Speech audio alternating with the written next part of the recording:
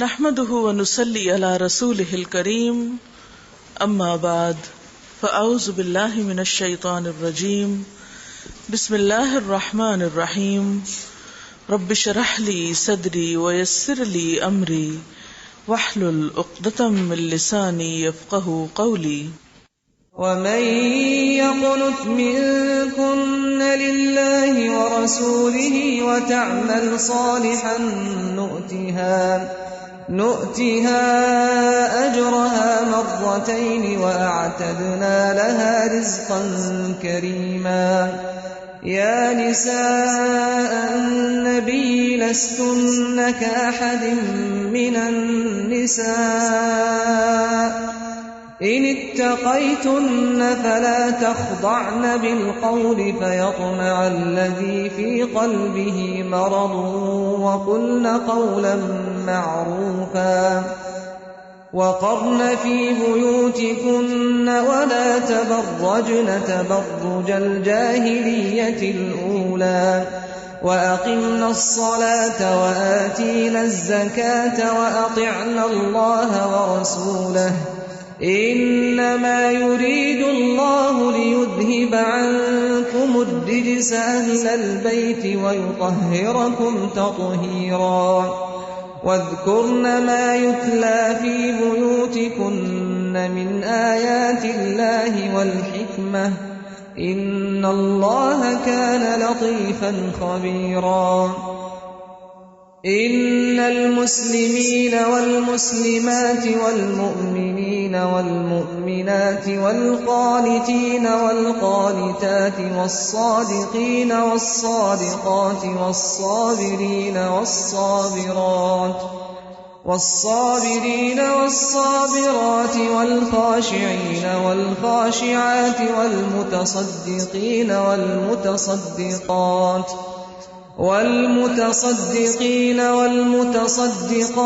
والصائمين والصائمات والحافظين فروجهم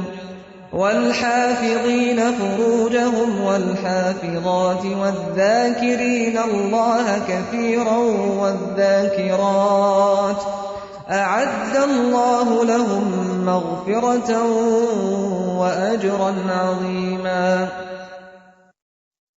22واں پارہ وَمَن يَقْنُتْ مِنكُنَّ لِلَّهِ وَرَسُولِهِ وَتَعْمَلْ صَالِحًا نُؤْتِهَا أَجْرَهَا مَرَّتَيْنِ وَأَعْتَدْنَا لَهَا رِزْقًا كَرِيمًا۔ شروع کرتی ہوں اللہ کے نام سے جو بے انتہا مہربان نہایت رحم فرمانے والا ہے۔ اور تم میں سے جو اللہ اور اس کے رسول کی اطاعت کرے گی اور نیک عمل کرے گی اس کو ہم دوہرا اجر دیں گے، اور ہم نے اس کے لیے رزق کریم مہیا کر رکھا ہے۔ نبی صلی اللہ علیہ وسلم کی بیویوں کو معاشرے میں ایک طرح کا قائدانہ مقام حاصل تھا۔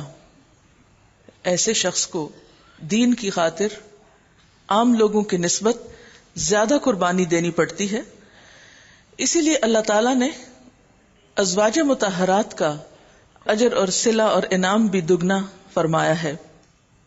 پھر اس کے بعد یہ کہ فرمایا یا نساء النبی لستن کاحد من النساء، اے نبی کی بیویوں تم عام عورتوں کی طرح نہیں ہو، یعنی تمہارا مقام عام عورتوں سے بلند ہے، تمہاری ذمہ داری عام عورتوں سے مختلف ہے۔ ان اتقیتن فلا تخضعن بالقول، اگر تم اللہ سے ڈرنے والی ہو تو دبی زبان سے بات نہ کیا کرو۔ فیطمع الذی فی قلبہ مرض، کہ دل کی خرابی کا مبتلا کوئی شخص لالچ میں پڑ جائے۔ وقلن قولا معروفا، بلکہ صاف سیدھی بات کرو، معروف بات کرو۔ جیسے کہ پہلے عرض کیا گیا کہ ازواج مطہرات کا مقام اسلامی معاشرے میں قائدانہ تھا۔ قائدانہ سے مراد یہ کہ وہ یعنی ایک لیڈرشپ کا رول ادا کر رہی تھی۔ اسی لیے ہم دیکھتے ہیں کہ آپ صلی اللہ علیہ وسلم کی وفات کے بعد خاص طور پر ازواج مطہرات سے دینی رہنمائی کے لیے عورتوں کے علاوہ مرد حضرات بھی رجوع کرتے تھے۔ مرد حضرات کو ان سے بار بار رابطے کی ایک ضرورت پیش آتی تھی، کیونکہ وہ دین کی رہنمائی حاصل کرنے کے لیے ازواج مطہرات کے پاس آیا کرتے تھے۔ اس لیے انہیں خاص طور پر یہ تلقین کی گئی کہ وہ جب دوسروں سے بات کریں تو ذرا خشک انداز میں بات کریں اور بے تکلف ہو کر بات نہ کریں، جس طرح ایک محرم رشتہ دار سے بات کی جاتی ہے۔ محرم رشتہ دار، محرم مرد اور نامحرم سے بات کرتے وقت انداز میں فرق ہونا چاہیے، اور خصوصی طور پر چونکہ ان کا مقام بلند تھا، وہ امت کی دیگر خواتین کے لیے ایک بہترین نمونہ ہے، اس لیے ان کو اور زیادہ تاکید کی گئی کہ تم عام عورتوں کی طرح نہیں ہو، تمہارا مقام بلند ہے، اس لیے تمہاری ذمہ داریاں بھی بڑی ہیں۔ یہاں یہ بات قابل غور رہے کہ یہ نہیں کہا گیا کہ تم بات ہی نہ کرو یا بات کرنا منع ہے، بلکہ فرمایا وَقُلْنَا، بات کرو، لیکن کیسی بات؟ قولا معروفا، معروف بات، یعنی کام کی بات ہو، نیکی کی بات ہو، قاعدے اور اصول کی بات ہو، بیکار کی بلا ضرورت کی باتیں نہ ہوں۔ وَقَرْنَ فِي بُيُوتِكُنَّ وَلَا تَبَرَّجْنَ تَبَرُّجَ الْجَاهِلِيَّةِ الْأُولَى، اپنے گھروں میں ٹک کر رہو اور سابق دور جاہلیت کی سی سج دھج نہ دکھاتی پھرو، یعنی عورت کا اصل مقام اس کا گھر ہے، اور اگر اسے باہر نکلنے کی ضرورت پیش آتی ہے تو اسے ایسے انداز میں نکلنے کی ضرورت ہے کہ جس میں نمائش نہ ہو۔ تبرج کا لفظ جو ہے یہ برج سے ہے، برج کہتے ہیں بلند اور ابھری ہوئی چیز کو۔ عورت کے لیے جب یہ لفظ تبرج استعمال ہوتا ہے تو اس کا مطلب یہ ہے کہ وہ اپنا حسن اور اپنے چہرے، اپنے جسم کے اعضاء کو دوسروں کے لیے نمایاں نہ کرے، اپنا لباس اور اپنے زیورات اور اپنے حسن کو دوسروں کے لیے ظاہر نہ کرے، کیونکہ دور جاہلیت کی مثال یہاں دی گئی کہ تبرج الجاہلیت الاولی، جیسے دور جاہلیت کی عورتیں کیا کرتی تھیں، تم اس طرح کا لباس نہ پہنو، اس طرح کا طریقہ اختیار نہ کرو۔ یہاں پر بنیادی طور پر یہ بتایا گیا کہ تم اپنے گھروں میں رہو، اور اگر نکلنے کی ضرورت پیش آئے تو ایسے انداز میں نکلو کہ دوسروں کے لیے زیادہ نمایاں نہ ہو۔ جہاں تک اس بات کا تعلق ہے، یعنی باہر نکلنے کا تعلق ہے، تو بخاری کی روایت میں آتا ہے قد اذن اللہ لکن ان تخرجن لحوائجکن، کہ اللہ نے تم عورتوں کے لیے اپنی ضروریات کی خاطر گھروں سے نکلنے کی اجازت دی ہے، یعنی اجازت یا رخصت موجود ہے لیکن کچھ شرائط کے ساتھ۔ وَأَقِمْنَ الصَّلَاةَ وَآتِينَ الزَّكَاةَ، اور نماز قائم کرو اور زکوٰۃ دو اور اللہ اور اس کے رسول کی اطاعت کرتی رہو۔ انما يريد الله ليذهب عنكم الرجس اهل البيت ويطهركم تطهيرا، اللہ تعالیٰ تو یہ چاہتا ہے کہ تم اہل بیت نبی صلی اللہ علیہ وسلم سے گندگی کو دور کرے اور تمہیں پوری طرح پاک کر دے۔ اس میں آپ دیکھیں کہ پاک کرنے کے لیے اللہ تعالیٰ نے ظاہری اور باطنی دونوں طریقے بتائے، مثلا نماز اور زکوٰۃ باطنی طہارت کا ذریعہ ہیں، اسی طرح حجاب اور لباس جو ہیں وہ ظاہری طہارت میں مددگار ہیں۔ وَاذْكُرْنَ مَا يُتْلَى فِي بُيُوتِكُنَّ مِنْ آيَاتِ اللَّهِ وَالْحِكْمَةِ، یاد رکھو اللہ کی آیات اور حکمت کی ان باتوں کو جو تمہارے گھروں میں سنائی جاتی ہیں، ذکر کی جاتی ہیں، بے شک اللہ لطیف اور باخبر ہے۔ ازواج مطہرات کی ایک اور بڑی ذمہ داری بتائی جا رہی ہے کہ وہ اپنا تعلق علم اور حکمت کے ساتھ جوڑے رکھیں، اور خصوصی طور پر دین کے علم کے ساتھ، کیونکہ آپ کا گھرانہ، آپ صلی اللہ علیہ وسلم کا گھرانہ ایک رہنما گھرانہ تھا، دوسروں کو بتانے کے لیے خود کچھ سیکھنے کی ضرورت ہے۔ اگرچہ ان آیات میں ہم دیکھتے ہیں کہ خطاب براہ راست ازواج مطہرات کو ہے، احکامات ان کو دیے جا رہے ہیں، لیکن جیسے مرد حضرات کے لیے حضور صلی اللہ علیہ وسلم کی زندگی نمونہ ہے، اسی طرح خواتین کے لیے ازواج مطہرات کی زندگی ایک بہترین نمونہ ہے۔ تو اس میں ہم دیکھتے ہیں کہ ایک طرف ذاتی عبادات کی بات کی گئی، دوسری طرف تعلیم کی بات ہے، اور پھر تیسری طرف اپنی حدود اور ان پابندیوں اور لمٹس کی بات ہے جو خاص طور پر ایک عورت کے لیے ضروری ہیں۔ اس کے بعد باقی تمام مسلمان عورتوں کے بارے میں کچھ صفات مردوں کے ساتھ ساتھ ذکر کی گئی۔ حضرت ام سلمہ اور دیگر صحابیات نے کہا کہ کیا بات ہے، اللہ تعالیٰ ہر جگہ مردوں سے خطاب فرماتا ہے، عورتوں سے نہیں، جس پر یہ آیت نازل ہوئی۔ ان المسلمین والمسلمات والمؤمنین والمؤمنات والقانتین والقانتات والصادقین والصادقات والصابرین والصابرات والخاشعین والخاشعات والمتصدقین والمتصدقات والصائمین والصائمات والحافظین فروجہم والحافظات والذاکرین اللہ کثیرا والذاکرات اعد اللہ لہم مغفرۃ واجرا عظیما۔ بالیقین جو مرد اور جو عورتیں مسلم ہیں، مؤمن ہیں، مطیع فرمان ہیں، راست باز ہیں، صابر ہیں، اللہ کے آگے جھکنے والے ہیں، صدقہ دینے والے ہیں، روزہ رکھنے والے ہیں، اپنی شرمگاہوں کی حفاظت کرنے والے ہیں اور اللہ کو کثرت سے یاد کرنے والے ہیں، اللہ نے ان کے لیے مغفرت اور بڑا اجر مہیا کر رکھا ہے۔ ان 10 الفاظ میں اسلامی عقیدے اور اسلامی کردار کے تقریباً تمام پہلو سمٹ کر سامنے آ گئے ہیں۔ ان کا خلاصہ یہ ہے کہ ہر وہ شخص جو اللہ تعالیٰ کے ہاں مغفرت اور اجر عظیم چاہتا ہے، اس کو پھر ان صفات کا حامل ہونا ضروری ہے کہ جس میں مسلم یعنی اطاعت گزار، فرما بردار، مؤمن ایمان رکھنے والا، قانت قنوت میں دوام اطاعت ہوتا ہے۔ یعنی اطاعت کے علاوہ جب لفظ قنوت استعمال ہوتا ہے تو اس کا مطلب ہے کہ اطاعت میں کنسسٹنسی ہو، کنٹینیوس اطاعت ہو، یہ نہیں کہ کبھی تو اللہ کی بات مان لی اور کبھی دل کی بات مان لی اور کبھی کسی اور کی مان لی، نہیں، مستقل طور پر اللہ تعالیٰ کی اطاعت کا جذبہ ہو۔ والصادقین والصادقات قول میں عمل میں سچائی جھلکتی ہو، مشکلات میں صابرین اور صابرات کا طرز عمل ہو، خاشعین اور خاشعات یعنی خشوع ہو، عاجزی ہو، بندگی کی کیفیت ہو، تکبر نہ ہو، متصدقین متصدقات یعنی صدقہ خیرات کرنے کی صفت ہو، صائمین والصائمات میں روزہ رکھنا اور حافظین فروجہم والحافظات میں اپنی شرم و عزت کی حفاظت کرنا، اور پھر ان سارے کاموں کے کرنے کے ساتھ ساتھ اللہ کا ذکر کثرت کے ساتھ کرنا، یعنی بہت زیادہ اللہ کو یاد کرنا۔ ایسے لوگوں کے لیے پھر اللہ تعالیٰ غفور الرحیم بھی ہے اور ان کے لیے اجر عظیم بھی ہے۔ ہم سب کو بھی ان صفات کی روشنی میں یہ دیکھنا چاہیے کہ کیا ہمارے اندر یہ باتیں پائی جاتی ہیں یا نہیں۔ وَمَا كَانَ لِمُؤْمِنٍ وَلَا مُؤْمِنَةٍ إِذَا قَضَى اللَّهُ وَرَسُولُهُ أَمْرًا أَن يَكُونَ لَهُمُ الْخِيَرَةُ مِنْ أَمْرِهِمْ۔ کسی مومن مرد اور کسی مومن عورت کو یہ حق نہیں ہے کہ جب اللہ اور اس کا رسول صلی اللہ علیہ وسلم کسی معاملے کا فیصلہ کر دے تو پھر اسے اپنے اس معاملے میں خود فیصلہ کرنے کا اختیار حاصل رہے، اور جو کوئی اللہ اور اس کے رسول صلی اللہ علیہ وسلم کی نافرمانی کرے تو وہ صریح گمراہی میں پڑ گیا۔ یہاں مومن مرد کے علاوہ مومن عورت کا بھی، مؤمنہ کا بھی ذکر کیا گیا ہے کہ کسی بھی مومن مرد اور عورت کے لیے جائز نہیں کہ اللہ اور رسول جب کسی معاملے کا فیصلہ کر دیں تو پھر اس معاملے میں وہ خود فیصلہ کریں۔ یعنی ایمان کا تقاضا یہی ہے کہ جب اللہ اور اس کے رسول کا حکم سامنے آئے تو انسان اپنی مرضی اور اپنے فیصلوں کو واپس لے لے۔ وَإِذْ تَقُولُ لِلَّذِي أَنْعَمَ اللَّهُ عَلَيْهِ وَأَنْعَمْتَ عَلَيْهِ أَمْسِكْ عَلَيْكَ زَوْجَكَ وَاتَّقِ اللَّهَ وَتُخْفِي فِي نَفْسِكَ مَا اللَّهُ مُبْدِيهِ۔ اے نبی صلی اللہ علیہ وسلم، یاد کرو وہ موقع جب تم اس شخص سے کہہ رہے تھے، اشارہ ہے حضرت زید کی طرف،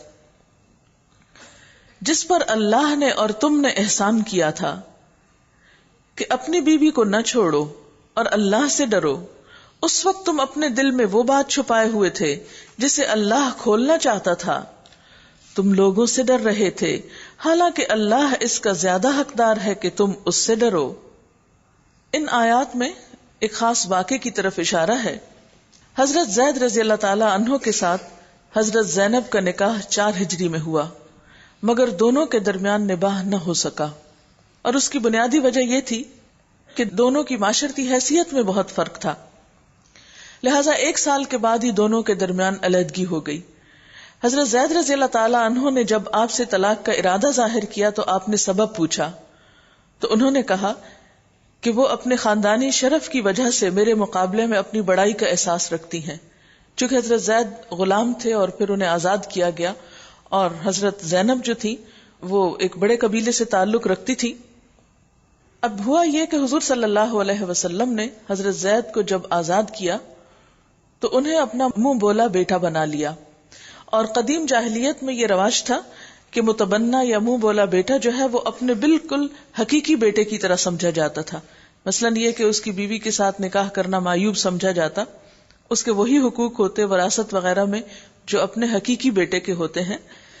اللہ تعالیٰ اس غیر حقیقی رسم کو توڑنا چاہتا تھا، اس لیے اللہ تعالیٰ کی حکمت اس میں یہ تھی کہ ان کا نکاح، یعنی اللہ تعالیٰ اپنے فیصلے کو یا اس رسم کو توڑوانے کے لیے جو طریقہ اختیار کرنا چاہتے تھے وہ یہ تھا کہ آپ صلی اللہ علیہ وسلم حضرت زید کی جو آپ کے منہ بولے بیٹے تھی ان کے متعلقہ سے شادی کریں تاکہ آپ سب کے لیے ایک نمونہ بنے، کیونکہ یہ رسم بہت گہری تھی. آپ نے دیکھا ہوگا کہ عموماً معاشرے کے اندر جو رسمیں رواج پا جاتی ہیں ان کو توڑنا اور ختم کرنا سب سے مشکل کام ہوتا ہے. عموماً بہت اچھے مسلمان ہوتے ہیں لوگ، نماز روزے کی خوب پابندی کرتے ہیں، صدقہ خیرات خوب کرتے ہیں، لیکن جب شادی بیاہ کا معاملہ آتا ہے تو اس وقت اپنے اپنے خاندان یا قبیلے یا علاقے کی رسموں کو ریلیجسلی پورا کرتے ہیں، ایک ایک چیز کو بہت پابندی اور تاکید کے ساتھ لیتے ہیں. حالانکہ سب جانتے ہیں کہ بعض اوقات یہی رسمیں انسان کے گلے کا ہار ہوتی ہیں اور انسان کے فرائض کی ادائیگی میں ایک بہت بڑی رکاوٹ بنتی ہیں. بہرحال اللہ تعالیٰ نے یہ چاہا کہ اس رسم کو توڑا جائے، اور چونکہ حضرت زید کو زید بن ثابت کی بجائے زید بن محمد کہا جانے لگا تھا، ایسی حالت میں آپ کا نکاح ان کی متعلقہ بیوی کے ساتھ ہو، یہ ایک بہت بڑی بات تھی. یعنی ایک معاشرے میں دھماکے کی حیثیت رکھتی تھی یہ بات، کیونکہ لوگوں کا خیال یہ تھا کہ وہ عورت آپ پر حرام ہے اور آپ اللہ کے نبی تھے، اگر آپ اس سے نکاح کرتے ہیں تو یہ چیز لوگوں کے لیے قابل قبول نہ تھی. آپ صلی اللہ علیہ وسلم کو پہلے سے ہی بتا دیا گیا تھا کہ ایسا ہوگا، اسی لیے آپ حضرت زید کو کہہ رہے تھے کہ تم طلاق نہ دو، کیونکہ آپ کو یہ ڈر تھا کہ پھر یہ شادی مجھ سے ہوگی اور ایک شدید آزمائش کا سامنا کرنا پڑے گا. بہرحال اللہ تعالیٰ نے جو فیصلہ کیا اور جو چاہا وہ ہو کر رہا. جو ہی حضرت زید نے بیوی کو طلاق دی تو 5 ہجری میں اللہ تعالیٰ نے خود یہ نکاح حضور صلی اللہ علیہ وسلم سے حضرت زینب کا کر دیا. فرمایا فَلَمَّا قَضَى زَيْدٌ مِّنْهَا وَطَرًا، پھر جب زید اس سے اپنی حاجت پوری کر چکا تو ہم نے اس کا نکاح تم سے کر دیا تاکہ مومنوں پر اپنے منہ بولے بیٹوں کی بیویوں کے معاملے میں کوئی تنگی نہ رہے، جبکہ وہ ان سے اپنی حاجت پوری کر چکے ہوں. اور اللہ کا حکم تو عمل میں آنا ہی چاہیے تھا. نبی پر کسی ایسے کام میں کوئی رکاوٹ نہیں ہے جو اللہ نے اس کے لیے مقرر کر دیا ہو. یہی اللہ کی سنت ان سب انبیاء کے معاملے میں رہی ہے جو پہلے گزر چکے ہیں، اور اللہ کا حکم ایک قطعی طے شدہ فیصلہ ہوتا ہے. یہ اللہ کی سنت ہے ان لوگوں کے لیے جو اللہ کے پیغامات پہنچاتے ہیں اور اسی سے ڈرتے ہیں اور ایک خدا کے سوا کسی سے نہیں ڈرتے، اور محاسبے کے لیے بس اللہ ہی کافی ہے. وَكَفَى بِاللَّهِ حَسِيبًا. اس سارے واقعے میں ایک بہت بڑا سبق ملتا ہے کہ دین کے معاملے میں انسان اس وقت تک صحیح طور پر پابند نہیں ہو سکتا یا کاربند نہیں ہو سکتا جب تک کہ لوگوں کا خوف پوری طرح دل سے نکل نہ جائے. جب تک انسان انسانوں سے ڈرتا رہتا ہے اللہ تعالیٰ کی اطاعت پورے طور پہ کر نہیں سکتا. اور یہاں یہ بات بھی یاد رہے کہ ایک انسان جب کوئی عمل کرے تو اس میں لوگوں کے حساب سے زیادہ وَكَفَى بِاللَّهِ حَسِيبًا پر نظر رکھے. ما كان محمد ابا احد من رجالكم ولكن رسول الله وخاتم النبيين وكان الله بكل شيء عليما. لوگو، محمد صلی اللہ علیہ وسلم تمہارے مردوں میں سے کسی کے باپ نہیں ہیں، کیونکہ آپ کے اپنے حقیقی بیٹے بچپن میں ہی فوت ہو گئے تھے، اور جس وقت یہ آیت نازل ہوئی اس وقت آپ کا کوئی بھی بیٹا نہیں تھا. تو فرمایا کہ وہ تمہارے مردوں میں سے کسی کے باپ نہیں ہے مگر وہ اللہ کے رسول اور خاتم النبیین ہیں، اور اللہ ہر چیز کا علم رکھنے والا ہے. یعنی آپ کے ذریعے اس رسم کو توڑنا اس لیے بھی ضروری تھا کہ آپ کے بعد اب کسی اور نبی کو نہیں آنا، خاتم النبیین ہیں آپ. اگر یہ رسم نہیں ٹوٹتی تو لوگوں کے لیے بے جا کی ایک پابندی ہمیشہ کے لیے باقی رہتی. اور دوسرا یہ کہ حضرت زید کی مطلقہ کے ساتھ نکاح کرنے میں تمہیں آخر پریشانی کیوں ہے؟ اس لیے کہ وہ ان کے حقیقی بیٹے نہیں ہیں. اور پھر یہ کہ نبی صلی اللہ علیہ وسلم اللہ کے رسول اور خاتم النبیین ہیں. خاتم النبیین کا لفظی ترجمہ ہوتا ہے نبیوں کی مہر. خاتم کا لفظ اسٹیمپ کے لیے نہیں استعمال ہوتا، عربی میں سیل کے لیے استعمال ہوتا ہے. اور سیل کا کیا کام ہوتا ہے؟ یعنی کسی بھی چیز پر جب سیل کیا جاتا ہے، مثلا ایک لیٹر کو جب سیل کیا جاتا ہے تو اس کا مطلب یہ کہ نہ وہ لیٹر باہر نکلے اور نہ باہر کی کوئی چیز اس کے اندر جائے. کسی بوٹل کو جب سیل کیا جاتا ہے تو اس کا بھی یہ مطلب ہے کہ نہ اس میں سے کوئی چیز باہر ٹپکے اور نہ باہر کی کوئی چیز اندر جائے. تو انبیاء پر آپ خاتم ہیں، یعنی اس کے بعد اب کوئی اور نیا نبی نہیں آنے والا. وَكَانَ اللَّهُ بِكُلِّ شَيْءٍ عَلِيمًا، اور اللہ تعالیٰ ہر چیز کا علم رکھنے والا ہے. یا ایھا الذین آمنوا اذکروا اللہ ذکرا کثیرا، اے لوگو جو ایمان لائے ہو اللہ کو کثرت سے یاد کرو. وسبحوہ بکرۃ واصیلا، اور صبح شام اس کی تسبیح کرتے رہو. یہ اس موقع پر ذکر کی کثرت کا کیوں حکم دیا جا رہا ہے؟ اصل میں ہوا یہ تھا کہ جو ہی آپ صلی اللہ علیہ وسلم کا نکاح حضرت زینب سے ہوا تو معاشرے کے اندر ایک بھونچال سا آ گیا. ہر طرف سے مسلمانوں پر اور خود حضور صلی اللہ علیہ وسلم کی ذات پر طرح طرح کی باتیں ہونے لگی. طعن و طنز کی ایک بوچھاڑ ہونے لگی. اس پر مسلمانوں کو تلقین یہ کی جا رہی ہے کہ بجائے اس کے کہ تم ان کی باتوں کا جواب دو اور انہی کے اخلاقی لیول پر اتر آؤ، اس کا حل یہ ہے کہ تم اللہ کا ذکر کثرت سے کرو تو تمہارے یہ تمام مسائل اور مشکلات حل ہو جائیں گی. هو الذی یصلی علیکم وملائکتہ لیخرجکم من الظلمات الی النور، وہی ہے جو تم پر رحمت فرماتا ہے اور اس کے ملائکہ تمہارے لیے دعائے رحمت کرتے ہیں تاکہ وہ تمہیں تاریکیوں سے روشنی کی طرف نکال لائے. وہ مومنوں پر بہت مہربان ہے. جس روز وہ اس سے ملیں گے ان کا استقبال سلام سے ہوگا اور ان کے لیے اللہ نے بڑا باعزت اجر فراہم کر رکھا ہے. یا ایھا النبی انا ارسلناک شاہدا ومبشرا ونذیرا، اے نبی صلی اللہ علیہ وسلم ہم نے تمہیں بھیجا ہے گواہ بنا کر، بشارت دینے والا اور ڈرانے والا. یہاں نبی صلی اللہ علیہ وسلم کی 3 حیثیتوں کا ذکر کیا جا رہا ہے کہ آپ گواہ بھی ہیں، یعنی اپنی امت کی گواہی دیں گے ان ایمان والوں کی جو ایمان لائے، اور ان کے بارے میں بھی آپ ان کے خلاف گواہی دیں گے جنہوں نے آپ کی تکذیب کی. اسی طرح اچھے کام کرنے والوں کو خوشخبری دینے والے ہیں اور برے کام کرنے والوں کو ڈرانے والے ہیں. وَدَاعِيًا إِلَى اللَّهِ بِإِذْنِهِ وَسِرَاجًا مُنِيرًا، اور اللہ کے اذن سے اس کی طرف دعوت دینے والا بنا کر بھیجا اور روشن چراغ بنا کر. یعنی آپ صلی اللہ علیہ وسلم لوگوں کو اپنی طرف بلانے والے نہیں تھے بلکہ اللہ کی طرف بلانے والے تھے، اور نہ صرف یہ کہ زبان سے دعوت دینے والے بلکہ روشن چراغ تھے کہ آپ اپنے ذات کے اندر ایک بہترین نمونہ تھے.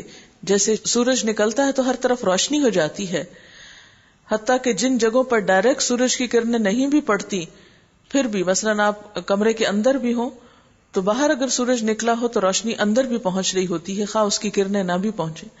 تو آپ صلی اللہ علیہ وسلم کی ذات پوری دنیا کے لیے ایک روشن چراغ تھی. ان لوگوں کے لیے تو تھی ہی جن پر آپ کی ڈائریکٹ کرنیں پڑی، لیکن ہم لوگوں کے لیے بھی ہے کہ جو انڈائریکٹلی اس روشنی سے متاثر ہوئے ہیں.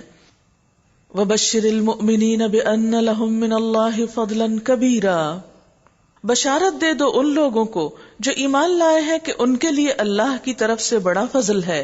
اور ہرگز نہ دبو کفار اور منافقین سے، کوئی پرواہ نہ کرو ان کی اذیت رسانی کی، اور بھروسہ کر لو اللہ پر، اللہ ہی اس کے لیے کافی ہے کہ آدمی اپنے معاملات اس کے سپرد کر دے. یا ایھا الذین آمنوا، اے لوگو جو ایمان لائے ہو، جب تم مومن عورتوں سے نکاح کرو اور پھر انہیں ہاتھ لگانے سے پہلے طلاق دے دو تو تمہاری طرف سے ان پر کوئی عدت لازم نہیں ہے جس کے پورے ہونے کا تم مطالبہ کر سکو، لہٰذا انہیں کچھ مال دو اور بھلے طریقے سے رخصت کر دو. یعنی اگر نکاح کے بعد ملاقات نہ ہو تو اس صورت میں اگر طلاق دینے کی ضرورت پیش آ جائے تو عورت پر عدت نہیں ہے، اور مرد کے اوپر متع طلاق دینے کی ذمہ داری عائد کی گئی. اور سرحوہن سراحا جمیلا، کتنا خوبصورت طریقہ سکھایا گیا کہ ٹھیک ہے کسی معاملے میں اختلاف ہو سکتا ہے، 2 لوگوں کے درمیان بعض اوقات نہیں بات بنتی، لیکن ایسے موقع پر بھی جب دونوں ایک دوسرے سے الگ ہو رہے ہوں تو بری فیلنگ لے کر، بیڈ فیلنگ لے کر نہیں بلکہ عمدہ طریقے سے. اس لیے مرد کے اوپر ذمہ داری عائد کی گئی کہ وہ اپنے مال میں سے عورت کو متع طلاق کے طور پر کچھ دے اور اچھے طریقے سے رخصت کرے. یا ایھا النبی، اے نبی صلی اللہ علیہ وسلم، ہم نے تمہارے لیے حلال کر دی تمہاری وہ بیویاں جن کے مہر تم نے ادا کیے ہیں، اور وہ عورتیں جو اللہ کی عطا کردہ لونڈیوں میں سے تمہاری ملکیت میں آئیں، اور تمہاری وہ چچا زاد اور پھپھی زاد اور مامو زاد اور خالہ زاد بہنیں جنہوں نے تمہارے ساتھ ہجرت کی ہے، اور وہ مومن عورت جس نے اپنے آپ کو نبی صلی اللہ علیہ وسلم کے لیے ہبہ کیا ہو، اگر نبی صلی اللہ علیہ وسلم اسے نکاح میں لینا چاہیں. یہ رعایت خالصتاً تمہارے لیے ہے، دوسرے مومنوں کے لیے نہیں ہے. ہم کو معلوم ہے کہ عام مومنوں پر ان کی بیویوں اور لونڈیوں کے بارے میں ہم نے کیا حدود عائد کی ہیں. تمہیں ان حدود سے ہم نے اس لیے مستثنا کیا ہے تاکہ تمہارے اوپر کوئی تنگی نہ رہے، یعنی دین کا کام کرنے میں، اور اللہ غفور الرحیم ہے. یہاں پر ہم دیکھتے ہیں کہ نبی صلی اللہ علیہ وسلم کو تعدد ازواج کی اجازت دی جا رہی ہے. عام مسلمانوں کے لیے 4 تک کی رخصت یا گنجائش رکھی گئی، لیکن آپ صلی اللہ علیہ وسلم کو اس سے مستثنا رکھا گیا. اس سے بعض اوقات نان مسلمز نے نبی صلی اللہ علیہ وسلم پر بہت کیچڑ اچھالنے کی کوشش کی ہے اور آپ کی ذات سے لوگوں کو بہت بدظن اور بدگمان کیا ہے، اور اس طرح لوگوں کو اسلام سے دور کرنے کا ایک ہتھیار ان کو مل گیا. اگر آپ صلی اللہ علیہ وسلم کی ازدواجی زندگی پر غور کیا جائے تو کچھ اس طرح کے حقائق ہمارے سامنے آتے ہیں کہ آپ نے پہلی شادی 25 سال کی عمر میں کی تھی، اور آپ کی جو اہلیہ تھی حضرت خدیجہ رضی اللہ تعالی عنہا، ان کی عمر 40 سال تھی. یعنی اگر آپ کے اندر نعوذ باللہ کوئی ایسے جذبات ہوتے تو آپ اپنے سے 15 سال بڑی عمر کی عورت سے شادی نہ کرتے. تو آپ صلی اللہ علیہ وسلم نے حضرت خدیجہ سے جب شادی کی تو ان کی عمر 40 سال تھی، اور وہ پہلے 2 مرتبہ نکاح کر چکی تھی اور بیوہ ہو چکی تھی. یعنی کتنی میچور خاتون تھی، بچوں والی خاتون تھی. پھر اس کے بعد ہم دیکھتے ہیں کہ 25 سال سے 50 سال کی عمر تک، یعنی اس دوران آپ نے کوئی دوسری شادی نہیں کی. پھر اس کے بعد حضرت سودا سے آپ کا نکاح ہوا، اور جب تک حضرت سودا آپ کے نکاح میں رہی تو آپ کی عمر 50 سال تھی. یعنی 50 سال تک آپ کے زوجیت میں صرف ایک ہی خاتون رہی ہیں، پہلے حضرت خدیجہ، ان کی وفات کے بعد حضرت سودا. 25 سال کی عمر میں آپ نے حضرت خدیجہ سے نکاح کیا تھا، اور 50 سال کی عمر تک حضرت خدیجہ رضی اللہ تعالی عنہا آپ کے ساتھ تھی. جب آپ 50 سال کے ہوئے تو اس وقت حضرت سودا سے آپ نے نکاح کیا، وہ بھی ایک بیوہ خاتون تھی، اور 55 سال کی عمر تک آپ کے ساتھ حضرت سودا ہی تھی. پھر 55 سے 60 سال کی عمر کے درمیان آپ نے نکاح کیے، اور اس میں ہم دیکھتے ہیں کہ 55 سے 60 سال کی عمر میں کچھ نکاح کیے، اور پھر 60 سے 63 سال کی عمر میں آپ نے کوئی نکاح نہیں کیا. تو یہ جو آپ کے نکاح ہیں جو ایک سے زائد ہیں، یہ 55 سے 60 سال کی عمر کے درمیان کے ہیں، اور ان کی بہت سے اسباب اور وجوہات ہیں. اس میں اہم ترین وجہ تو یہ ہے کہ اصحاب صفہ جو مختلف علاقوں سے آپ کے پاس آئے تھے، وہ سارے کے سارے مرد حضرات تھے، یعنی جو اپنا گھر بار چھوڑ کر آپ سے دن رات تعلیم حاصل کرنے کے لیے آئے تھے، لیکن ان میں خواتین نہیں تھی. اب دیکھیے کہ کسی بھی معاشرے میں صرف مرد حضرات سب کام نہیں کیا کرتے، اس میں عورتوں کا بھی حصہ ہوتا ہے. ایک صورت تو یہ تھی کہ آپ بغیر نکاح کے کچھ عورتوں کو اصحاب صفہ کے ساتھ مسجد کے ایک دوسرے کونے میں ڈال لیتے اور ان کو تعلیم دیتے، اور پھر وہ خواتین اور عورتوں کو تعلیم دیتی. کیا یہ صورتحال بہتر تھی یا مناسب تھی؟ ہرگز نہیں. عورتوں کے لیے اس جگہ پر بغیر کسی محرم کے رہنا اور بغیر کسی حفاظت کے رہنا، اور پھر حضور صلی اللہ علیہ وسلم سے براہ راست دن رات تعلیم حاصل کرنا، کیونکہ صرف جز وقتی تعلیم دوسروں کو سکھانے کے لیے کافی نہیں ہوتی، یہ ممکن نہ تھا. اس لیے اللہ تعالیٰ کے حکم سے، اللہ تعالیٰ کے اذن سے آپ نے کئی ایک نکاح کیے، اور پھر ان خواتین نے دن رات آپ سے سیکھا. جیسے کہ پیچھے ازواج مطہرات کی ذمہ داری بیان کی گئی ہے کہ وَاذْكُرْنَ مَا يُتْلَى فِي بُيُوتِكُنَّ مِنْ آيَاتِ اللَّهِ وَالْحِكْمَةِ، اور پھر ان سے دوسرے لوگوں نے سیکھا. مثال کے طور پر ہم دیکھتے ہیں کہ حضرت عائشہ رضی اللہ تعالی عنہا جو ہیں، وہ آپ صلی اللہ علیہ وسلم کے بعد تقریباً نصف صدی تک، یعنی 48 سال زندہ رہی ہیں، اور 48 سال تک وہ نہ صرف یہ کہ عورتوں کے لیے بلکہ مردوں کے لیے تعلیم کا کام کرتی رہی ہیں. بہت سے صحابہ کرام سے روایات ملتی ہیں. اگر آپ سیرت عائشہ رضی اللہ تعالی عنہا پڑھیں، وہ کہتے ہیں کہ ہم مختلف لوگوں سے دین کے مسائل پوچھتے تھے، لیکن جب حضرت عائشہ اس مسئلے کا حل بتاتی تو ہمارا اطمینان ہو جاتا. پھر اسی طرح حضرت ام سلمہ کے جو فتاوی ہیں، کہتے ہیں کہ اگر ان کو جمع کیا جائے تو ایک کتاب بن جائے. پھر اسی طرح دیگر ازواج بھی ہیں. پھر کچھ نکاح آپ نے مختلف قبائل کے ساتھ اچھے تعلقات کی خاطر کیے تھے، کیونکہ عرب جاہلیت میں یہ رواج تھا کہ جس خاندان میں ان کی بیٹی بیاہی جاتی پھر اس خاندان سے وہ دشمنیاں ختم کر دیتے تھے. مثال کے طور پر حضرت ام سلمہ اور حضرت ام حبیبہ رضی اللہ تعالی عنہما سے نکاح کے بعد خالد بن ولید اور ابو سفیان کے خاندان سے آپ کی دشمنی ختم ہو گئی تھی. تو اس کے بے شمار اسباب تھے جس کی وجہ سے آپ نے یہ نکاح کیے تھے. نعوذ باللہ اگر کسی ذاتی ضرورت کے تحت نکاح کرنے ہوتے تو جب آپ جوان تھے اور صادق اور امین تھے اور معاشرے کے ایک بہترین نوجوان سمجھے جاتے تھے تو اس وقت آپ جس پر بھی ہاتھ رکھتے تو لوگ آپ کو شادی کر کے دینے کو تیار تھے. آپ کو یاد ہوگا کہ جب آپ صلی اللہ علیہ وسلم نے شروع میں اسلام کی دعوت دی اور لوگ پہلے آپ کو سمجھانے لگے، وہ آپ کے چچا ابو طالب کے پاس آئے اور انہوں نے کہا کہ آپ اپنے بھتیجے کو سمجھائیں.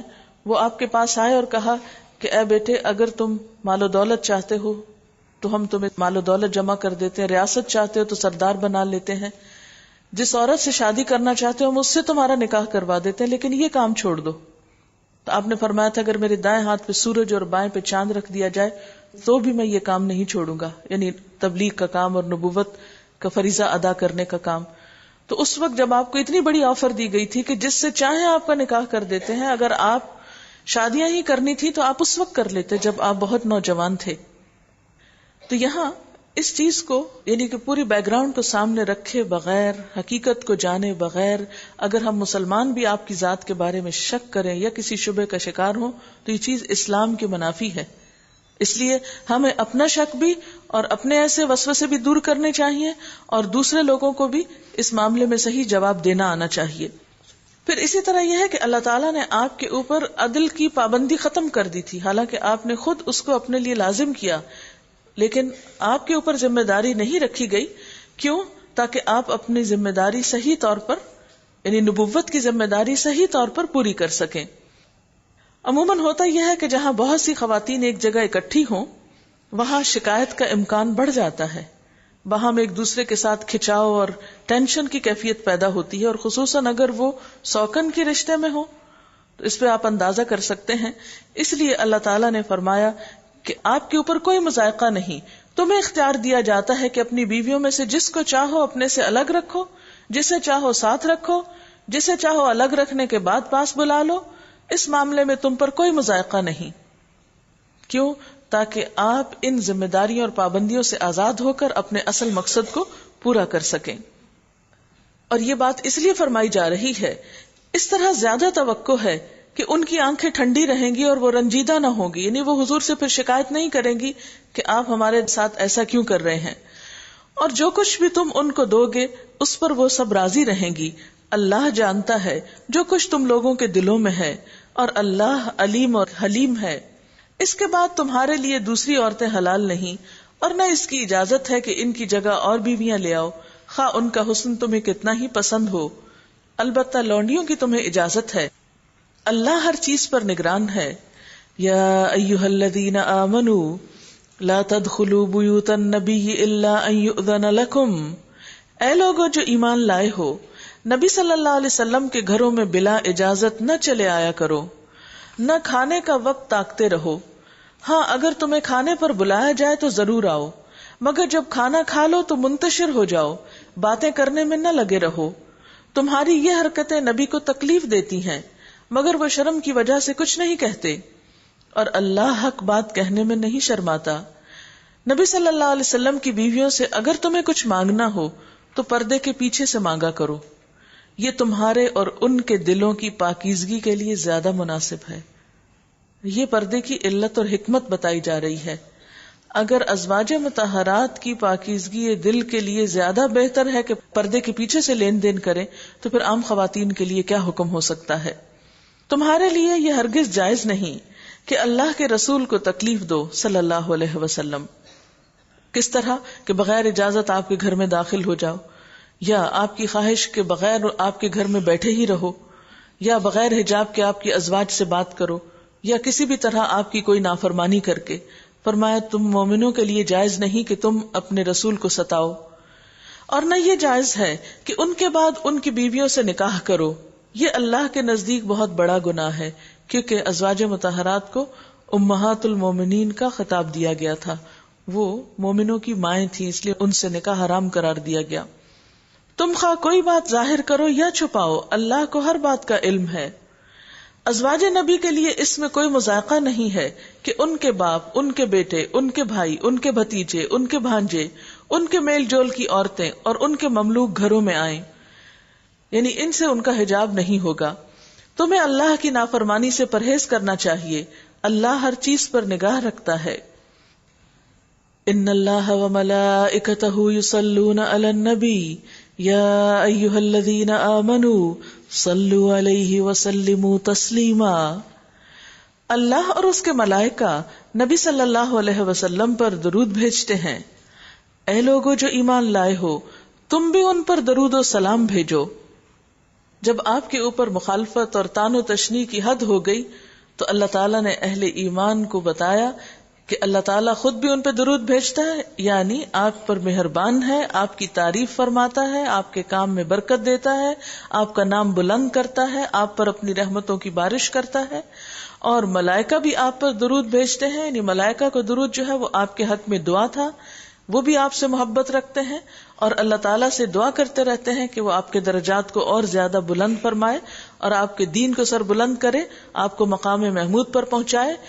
اور ہم مسلمانوں کو بھی پھر یعنی دو کی بات کر کے کہ جب اللہ تعالیٰ خود اور فرشتے درود بھیجتے ہیں تو پھر اے ایمان والو تم بھی کیا کرو، صلو علیہ وسلموا تسلیما، تم بھی نبی صلی اللہ علیہ وسلم پر درود اور سلام بھیجا کرو. آپ صلی اللہ علیہ وسلم پر درود و سلام کا جو فائدہ ہے وہ یہ کہ جب ہم آپ کے لیے دعا کرتے ہیں تو 10 رحمتیں ہمارے لیے آتی ہیں، یعنی اللہ تعالیٰ اس کا صلہ بھی فوراً ہی دے دیتے ہیں. کوئی اور دعا ہم اپنے لیے کرتے ہیں تو چاہے اللہ تعالیٰ اسے قبول کریں چاہے نہ کریں، لیکن درود شریف جو ہی ہم کرتے ہیں تو فوری طور پر اس کا فائدہ کیا ہوتا ہے کہ 10 رحمتیں آتی ہیں، 10 درجے بلند ہوتے ہیں. اس موضوع پر احادیث اور مختلف آیات کی روشنی میں ایک کیسٹ ہے اللہم صلی علی محمد، اگر وہ سن لیں تو درود شریف کی فضیلت اور اس کے بھیجنے کا مسنون طریقہ جو ہے وہ معلوم ہو جاتا ہے. یہاں پر درود کے علاوہ سلام بھیجنے کی جو بات کی گئی، اس کے بارے میں آپ جانتے ہیں کہ ہم ہر نماز میں التحیات کی شکل میں آپ صلی اللہ علیہ وسلم پر سلام بھیجتے ہیں. اس کا مطلب یہ نہیں کہ ہم الگ طور پر کوئی سلام کا طریقہ ایجاد کر لیں. جو لوگ اللہ اور اس کے رسول صلی اللہ علیہ وسلم کو اذیت دیتے ہیں ان پر دنیا اور آخرت میں اللہ نے لعنت فرمائی ہے اور ان کے لیے رسوا کن عذاب مہیا کر دیا ہے. اور جو لوگ مومن مردوں اور عورتوں کو بے قصور اذیت دیتے ہیں انہوں نے ایک بڑے بہتان اور صریح گناہ کا وبال اپنے سر لے لیا ہے. یا ایھا النبی، اے نبی صلی اللہ علیہ وسلم، قل لازواجک، آپ کہہ دیجئے اپنی بیویوں سے، وبناتک، اور اپنی بیٹیوں سے، ونساء المؤمنین، اور مومنوں کی عورتوں سے. کیا کہہ دیجئے؟ یدنین علیہن من جلابیبہن، کہ اپنے اوپر اپنے چادروں کے پلو لٹکا لیا کریں. ذالک ادنی ان یعرفن، یہ زیادہ مناسب طریقہ ہے تاکہ وہ پہچان لی جائیں. فلا یؤذین، پھر وہ ستائی نہ جائیں. وکان اللہ غفور الرحیم، اور ہے اللہ تعالی غفور الرحیم. یعنی مسلمان عورت جب کسی کام سے گھر سے باہر نکلے تو کس طرح نکلے، اس آیت میں اس چیز کی وضاحت کی گئی ہے. بنیادی طور پر اس آیت سے جو بات سمجھ آتی ہے وہ یہ کہ ایک عورت کو ایسے لباس میں نکلنا چاہیے جو اس بات کا ایک خاموش اعلان ہو کہ وہ ایک باحیا عورت ہے اور صرف اپنے کام کے لیے گھر سے نکلی ہے، بیکار میں بے وجہ نہیں نکلی. اس لیے اس کے کپڑے سادہ، اس کی چال حیادار ہو اور اس کا جسم جلباب میں ڈھکا ہوا ہو. بہت سے لوگ کہتے ہیں نا کہ قرآن پاک میں کہاں لکھا ہے کہ جلباب پہنو اور پردہ کرو اور اپنے گھر کے ڈریس کے اوپر ایک اور چادر پہنو. تو یہ آیت جو ہے یہ اس کی صاف صریح دلیل ہے. اس میں آپ دیکھیے کہ انداز کیا ہے. یا ایھا النبی، نبی صلی اللہ علیہ وسلم کو خطاب ہے. اللہ تعالیٰ کا حکم ہے، آپ سے کہلوایا جا رہا ہے. اس کا مطلب ہے کہ دو شامل ہو گئے نا. حکم اللہ کی طرف سے ہے، آپ سے کہا جا رہا ہے کہ آپ کہیے. اللہ تعالیٰ یہ بھی تو کہہ سکتے تھے کہ یا نساء المومنین یا ازواج النبی یا بنات النبی، لیکن اللہ تعالیٰ نے کیا فرمایا؟ یا ایھا النبی قل، اے نبی صلی اللہ علیہ وسلم آپ بتائیے، آپ کہیے. کس کو؟ لازواجک، اپنی بیویوں کو، سب سے پہلے اپنے گھر والوں کو، وبناتک، اور اپنی بیٹیوں کو، اور اس کے بعد صرف بیویوں اور بیٹیوں کو ہی نہیں، ونساء المومنین، ساری مومن عورتوں کو. کیا کہیے؟ یدنین علیہن، کہ اپنے اوپر لٹکا لیں، من جلابیبہن، اپنے جلباب میں سے. جلباب اس بڑی چادر کو کہتے ہیں جو قمیص شلوار یا جو بھی انر ڈریس ہو کسی بھی علاقے کا، اس کے اوپر گھر سے باہر نکلنے کے لیے پہنا جاتا ہے. اس سے واضح ہو جاتا ہے کہ ایک مسلمان عورت کے گھر کا لباس اور باہر کا لباس فرق ہے. قرآن پاک کی جتنی بھی آیات پیچھے آپ پڑھ چکے ہیں، کسی جگہ لباس کی بات ہوئی ہے، کسی جگہ خمار کی بات ہوئی ہے، یعنی ایک جگہ لباس کی بات ہوئی ہے، ایک جگہ خمار کی بات ہوئی ہے، اور یہاں جلباب کی بات ہوئی ہے.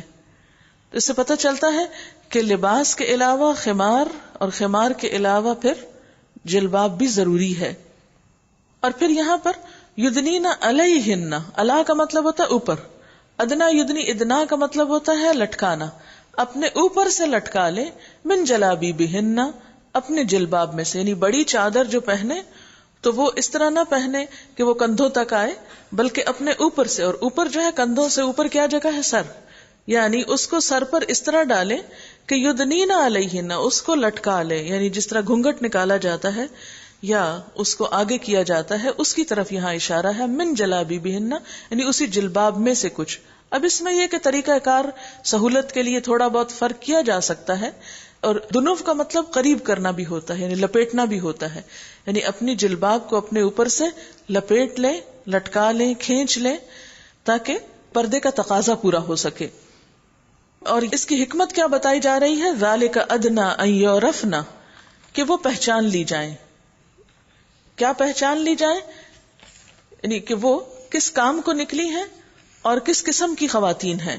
فلا یؤذین، تو کوئی ان کی طرف توجہ نہ کرے اور انہیں کوئی ستائے نہیں اور پریشان نہ کرے، یعنی ان سے چھیڑ چھاڑ پھر کوئی نہ کرے. وکان اللہ غفور الرحیم، اور ہے اللہ تعالی غفور الرحیم. اگر منافقین اور وہ لوگ جن کے دلوں میں خرابی ہے اور وہ جو مدینہ میں ہیجان انگیز افواہیں پھیلانے والے ہیں اپنی حرکتوں سے باز نہ آئے تو ہم ان کے خلاف کاروائی کرنے کے لیے تمہیں اٹھا کھڑا کریں گے، پھر وہ اس شہر میں مشکل ہی سے تمہارے ساتھ رہ سکیں گے. ان پر ہر طرح سے لعنت کی بوچھاڑ ہوگی، جہاں کہیں پائے جائیں گے پکڑے جائیں گے اور بری طرح مارے جائیں گے. یہ اللہ کی سنت ہے جو ایسے لوگوں کے معاملے میں پہلے سے آ رہی ہے، اور تم اللہ کی سنت میں کوئی تبدیلی نہ پاؤ گے. لوگ تم سے پوچھتے ہیں کہ قیامت کی گھڑی کب آئے گی؟ کہو اس کا علم تو اللہ ہی کو ہے، تمہیں کیا خبر؟ شاید کہ وہ قریب ہی آ لگی ہو. بہرحال یہ یقینی امر ہے کہ اللہ نے کافروں پر لعنت کی ہے اور ان کے لیے بھڑکتی ہوئی آگ مہیا کر دی ہے جس میں وہ ہمیشہ رہیں گے، کوئی حامی و مددگار نہ پا سکیں گے. جس روز ان کے چہرے آگ پر الٹ پلٹ کیے جائیں گے، اس وقت وہ کہیں گے کہ کاش ہم نے اللہ اور رسول صلی اللہ علیہ وسلم کی اطاعت کی ہوتی. یعنی ایک شخص جو زبانی اقرار کر بھی لیتا ہے کہ میں مسلمان ہوں، لیکن اگر اطاعت نہیں کرتا تو قیامت کے دن کیا انجام ہو سکتا ہے؟ یوم تقلب وجوہہم فی النار، ان کے چہرے آگ میں الٹائے پلٹائے جائیں گے. جیسے آپ نے کبھی باربیکیو دیکھا ہوگا کہ کوئلوں پہ جب گوشت بھونا جاتا ہے، کبھی ایک طرف سامنے رکھی جاتی، کبھی اس کو الٹا کے دوسری طرف، حتیٰ کہ پوری طرح پک جائے. تو بالکل اسی طرح کا سین نظر آتا ہے کہ ان کے چہرے آگ میں الٹ پلٹ کیے جائیں گے. یعنی اگر وہ اپنے چہروں سے آگ کو بچانے کی کوشش بھی کریں گے تو جس طرف تیز آگ ہوگی اس طرف کو پھیر دیے جائیں گے. اور اس وقت وہ کیا کہیں گے؟ کاش ہم اللہ اور رسول کی اطاعت کرتے. تو اس سے کیا پتا چل رہا ہے؟ کتنی صاف آیت ہے کہ اللہ اور رسول کی اطاعت ضروری ہے، دونوں کی اطاعت ضروری ہے. اور اس سے روگردانی کا انجام بہت سخت ہے، معمولی نہیں ہے کہ ہم نافرمانی کر کے یہی کہتے رہیں ٹھیک ہے اللہ غفور الرحیم ہے. اور اس میں آپ دیکھیے کہ پیچھے جیسے آیت حجاب ہے اس میں بھی یا ایھا النبی قل، اللہ کا حکم بھی ہے اور حضور صلی اللہ علیہ وسلم سے کہلوا کے آپ کا حکم بھی شامل ہو گیا. وقالوا ربنا انا اطعنا سادتنا وكبراءنا فاضلونا السبیل، اور وہ کہیں گے اے ہمارے رب ہم نے اپنے سرداروں اور اپنے بڑوں کی اطاعت کی اور انہوں نے ہمیں راہ راست سے بے راہ کر دیا. عموماً اللہ اور رسول کی اطاعت سے کیا چیز دور کرتی ہے انسان کو؟ بڑوں کی اطاعت. یعنی جب بھی اللہ تعالیٰ کا کوئی حکم ماننے کو دل چاہتا بھی ہے تو کیا چیز رکاوٹ بنتی ہے کہ معاشرے کے وہ لوگ جن کو ہم بڑا سمجھتے ہیں وہ کیا کہیں گے، وہ تو کچھ اور بتا رہے ہیں، وہ تو کچھ اور چاہتے ہیں، ان کو ہم کیسے ناراض کر دیں. اس وقت لوگوں کو احساس ہوگا کہ جن کو ہم نے بڑا سمجھا ہوا تھا، جن سے ہم مروب اور متاثر تھے، ان کی اطاعت آج ہمیں کچھ بھی فائدہ نہیں دے رہی. اور اس وقت کہیں گے ربنا آتہم ضعفین من العذاب والعنہم لعنا کبیرا، اے رب ان کو دوہرا عذاب دے اور ان پر سخت لعنت کر. یعنی فالوورز وہاں جا کر اپنے لیڈرز پر لعنت بھیجیں گے. یا ایھا الذین آمنوا، اے لوگو جو ایمان لائے ہو، ان لوگوں کی طرح نہ بن جاؤ جنہوں نے موسیٰ علیہ السلام کو اذیتیں دی تھیں. یعنی بنی اسرائیل نے جیسے اپنے نبی کو ستایا تھا تم اپنے پیغمبر کے ساتھ ایسا مت کرنا. پھر اللہ نے ان کی بنائی ہوئی باتوں سے اس کی برات فرما دی اور وہ اللہ کے نزدیک باعزت تھا. اے ایمان لانے والو اللہ سے ڈرو اور ٹھیک ٹھیک بات کیا کرو، اللہ تمہارے اعمال درست کر دے گا اور تمہارے قصوروں سے درگزر فرمائے گا. جو شخص اللہ اور اس کے رسول صلی اللہ علیہ وسلم کی اطاعت کرے اس نے بڑی کامیابی حاصل کی. یعنی عموماً یہ خوف ہوتا ہے نا کہ اگر ہم دین کے اندر پورے کے پورے آ جائیں گے تو پھر شاید ہماری دنیا ہم سے چھن جائے گی یا دنیا میں ہم ناکام ہو جائیں گے. فرمایا نہیں، اصل بڑی کامیابی فاز فوزا عظیما کس میں ہے؟ من یطع اللہ ورسولہ، اللہ اور رسول کی اطاعت میں ہے. انا اردنا الامانة على السماوات والارض والجبال فابین ان يحملنها واشفقن منها وحملها الانسان انه كان ظلوما جهولا. ہم نے اس امانت کو آسمانوں اور زمین اور پہاڑوں کے سامنے پیش کیا تو وہ اسے اٹھانے کے لیے تیار نہ ہوئے اور اس سے ڈر گئے، مگر انسان نے اسے اٹھا لیا، بے شک وہ بڑا ظالم اور جاہل ہے. اس بارے امانت کو اٹھانے کا لازمی نتیجہ یہ ہے کہ اللہ منافق مردوں اور عورتوں اور مشرک مردوں اور عورتوں کو سزا دے اور مومن مردوں اور عورتوں کی توبہ قبول کرے. اللہ درگزر فرمانے والا اور رحیم ہے. یہاں امانت سے مراد اختیار ہے، یعنی انسانوں کو اختیار دیا گیا. یہ اختیار دوسری مخلوق نے قبول نہیں کیا کیونکہ اختیار کو لینے کا مطلب یہ تھا پھر انسان سے حساب ہو اختیار کے استعمال پر. اب دیکھیں کہ جس کسی کو بھی کوئی اختیار دیا جاتا ہے، کوئی اتھارٹی دی جاتی ہے تو پھر اس کا حساب بھی اتنا ہی ہوتا ہے.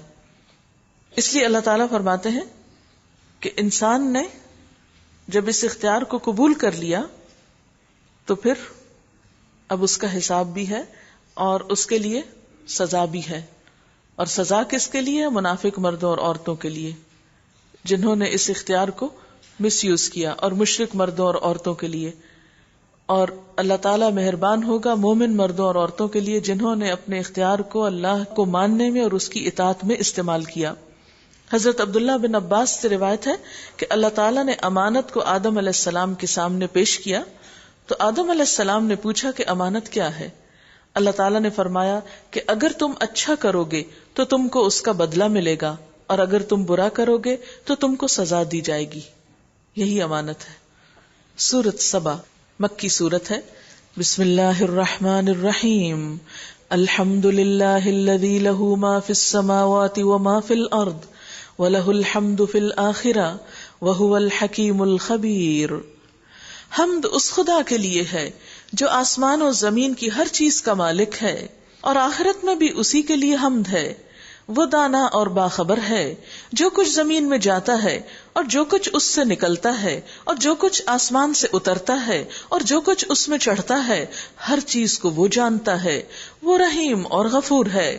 منکرین کہتے ہیں کیا بات ہے کہ قیامت ہم پر نہیں آ رہی؟ کہو قسم ہے میرے عالم الغیب پروردگار کی، وہ تم پر آ کر رہے گی۔ اس سے ذرہ برابر کوئی چیز نہ آسمانوں میں چھپی ہوئی ہے نہ زمین میں، نہ ذرے سے بڑی اور نہ اس سے چھوٹی، سب کچھ ایک نمایاں دفتر میں درج ہے۔ اور یہ قیامت اس لیے آئے گی کہ جزا دے اللہ ان لوگوں کو جو ایمان لائے ہیں اور نیک عمل کرتے رہے ہیں، ان کے لیے مغفرت ہے اور رزق کریم ہے۔ اور جن لوگوں نے ہماری آیات کو نیچا دکھانے کے لیے زور لگایا ہے، یعنی اللہ کے حکم کو یا تو چھپایا یا اس کو مس انٹرپریٹ کیا، یا یہ کہ اس کا مذاق اڑایا یا کسی بھی طرح ان کو ایک طرف کر دیا، ان کے لیے بدترین قسم کا دردناک عذاب ہے۔ اے نبی صلی اللہ علیہ وسلم، علم رکھنے والے خوب جانتے ہیں کہ جو کچھ تمہارے رب کی طرف سے تم پر نازل کیا گیا ہے وہ سراسر حق ہے، یعنی وہ بالکل سچی بات ہے۔ وَيَهْدِي إِلَى صِرَاطِ الْعَزِيزِ الْحَمِيدِ، اور وہ رہنمائی کرتا ہے اس راستے کی طرف جو زبردست تعریف والے کا ہے، یعنی اللہ کے راستے کی طرف یہ قرآن رہنمائی کرتا ہے۔ منکرین لوگوں سے کہتے ہیں ہم بتائیں تمہیں ایسا شخص جو خبر دیتا ہے کہ جب تمہارے جسم کا ذرہ ذرہ منتشر ہو چکا ہوگا اس وقت تم نئے سرے سے پیدا کر دیے جاؤ گے؟ نہ معلوم یہ شخص اللہ کے نام سے جھوٹ گھڑتا ہے یا اسے جنون لاحق ہے۔ نہیں، بلکہ جو لوگ آخرت کو نہیں مانتے وہ عذاب میں مبتلا ہونے والے ہیں اور وہی بری طرح بہکے ہوئے ہیں۔ کیا انہوں نے کبھی اس آسمان و زمین کو نہیں دیکھا جو انہیں آگے اور پیچھے سے گھیرے ہوئے ہے؟ ہم چاہیں تو انہیں زمین میں دھسا دیں یا آسمان کے کچھ ٹکڑے ان پر گرا دیں، در حقیقت اس میں ایک نشانی ہے ہر اس بندے کے لیے جو خدا کی طرف رجوع کرنے والا ہو۔ وَلَقَدْ آتَيْنَا دَاوُودَ مِنَّا فَضْلًا، ہم نے داؤد علیہ السلام کو اپنے ہاں سے بڑا فضل عطا کیا تھا۔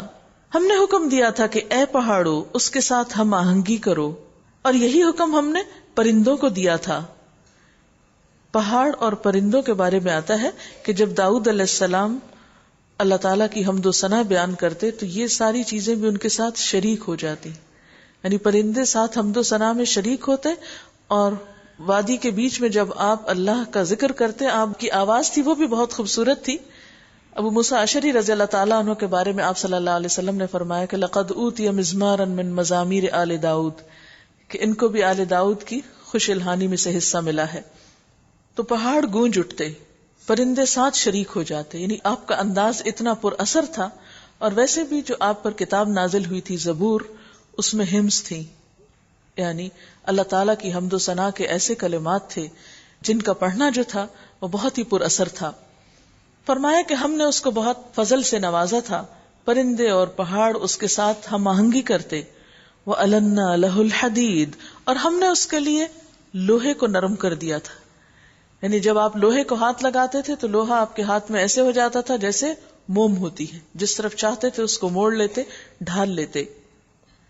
ان اعمل سابغات وقدر فی السرد وعملوا صالحا، اس ہدایت کے ساتھ کہ زرہیں بناؤ اور ان کے حلقے ٹھیک اندازے پر رکھو، یعنی حضرت داؤد علیہ السلام نے لوہے کو اس طرح استعمال کیا کہ اس سے تھریڈ بنایا، تار بنائی، اس سے پھر لباس تیار کیے، اور ان کے حلقوں کو یعنی ان کے جو سرکلز تھے ان کو ایک مناسب انداز میں بنانے کی تلقین کی گئی تاکہ لباس وہ پہنا بھی جا سکے، یعنی اس میں خاص قسم کی لچک بھی ہو۔ یہ سارے کام کرنے کے ساتھ وَعَمَلُوا صَالِحًا، اور نیک عمل کرو، انی بما تعملون بصیر، جو کچھ تم کرتے ہو اس کو میں دیکھ رہا ہوں۔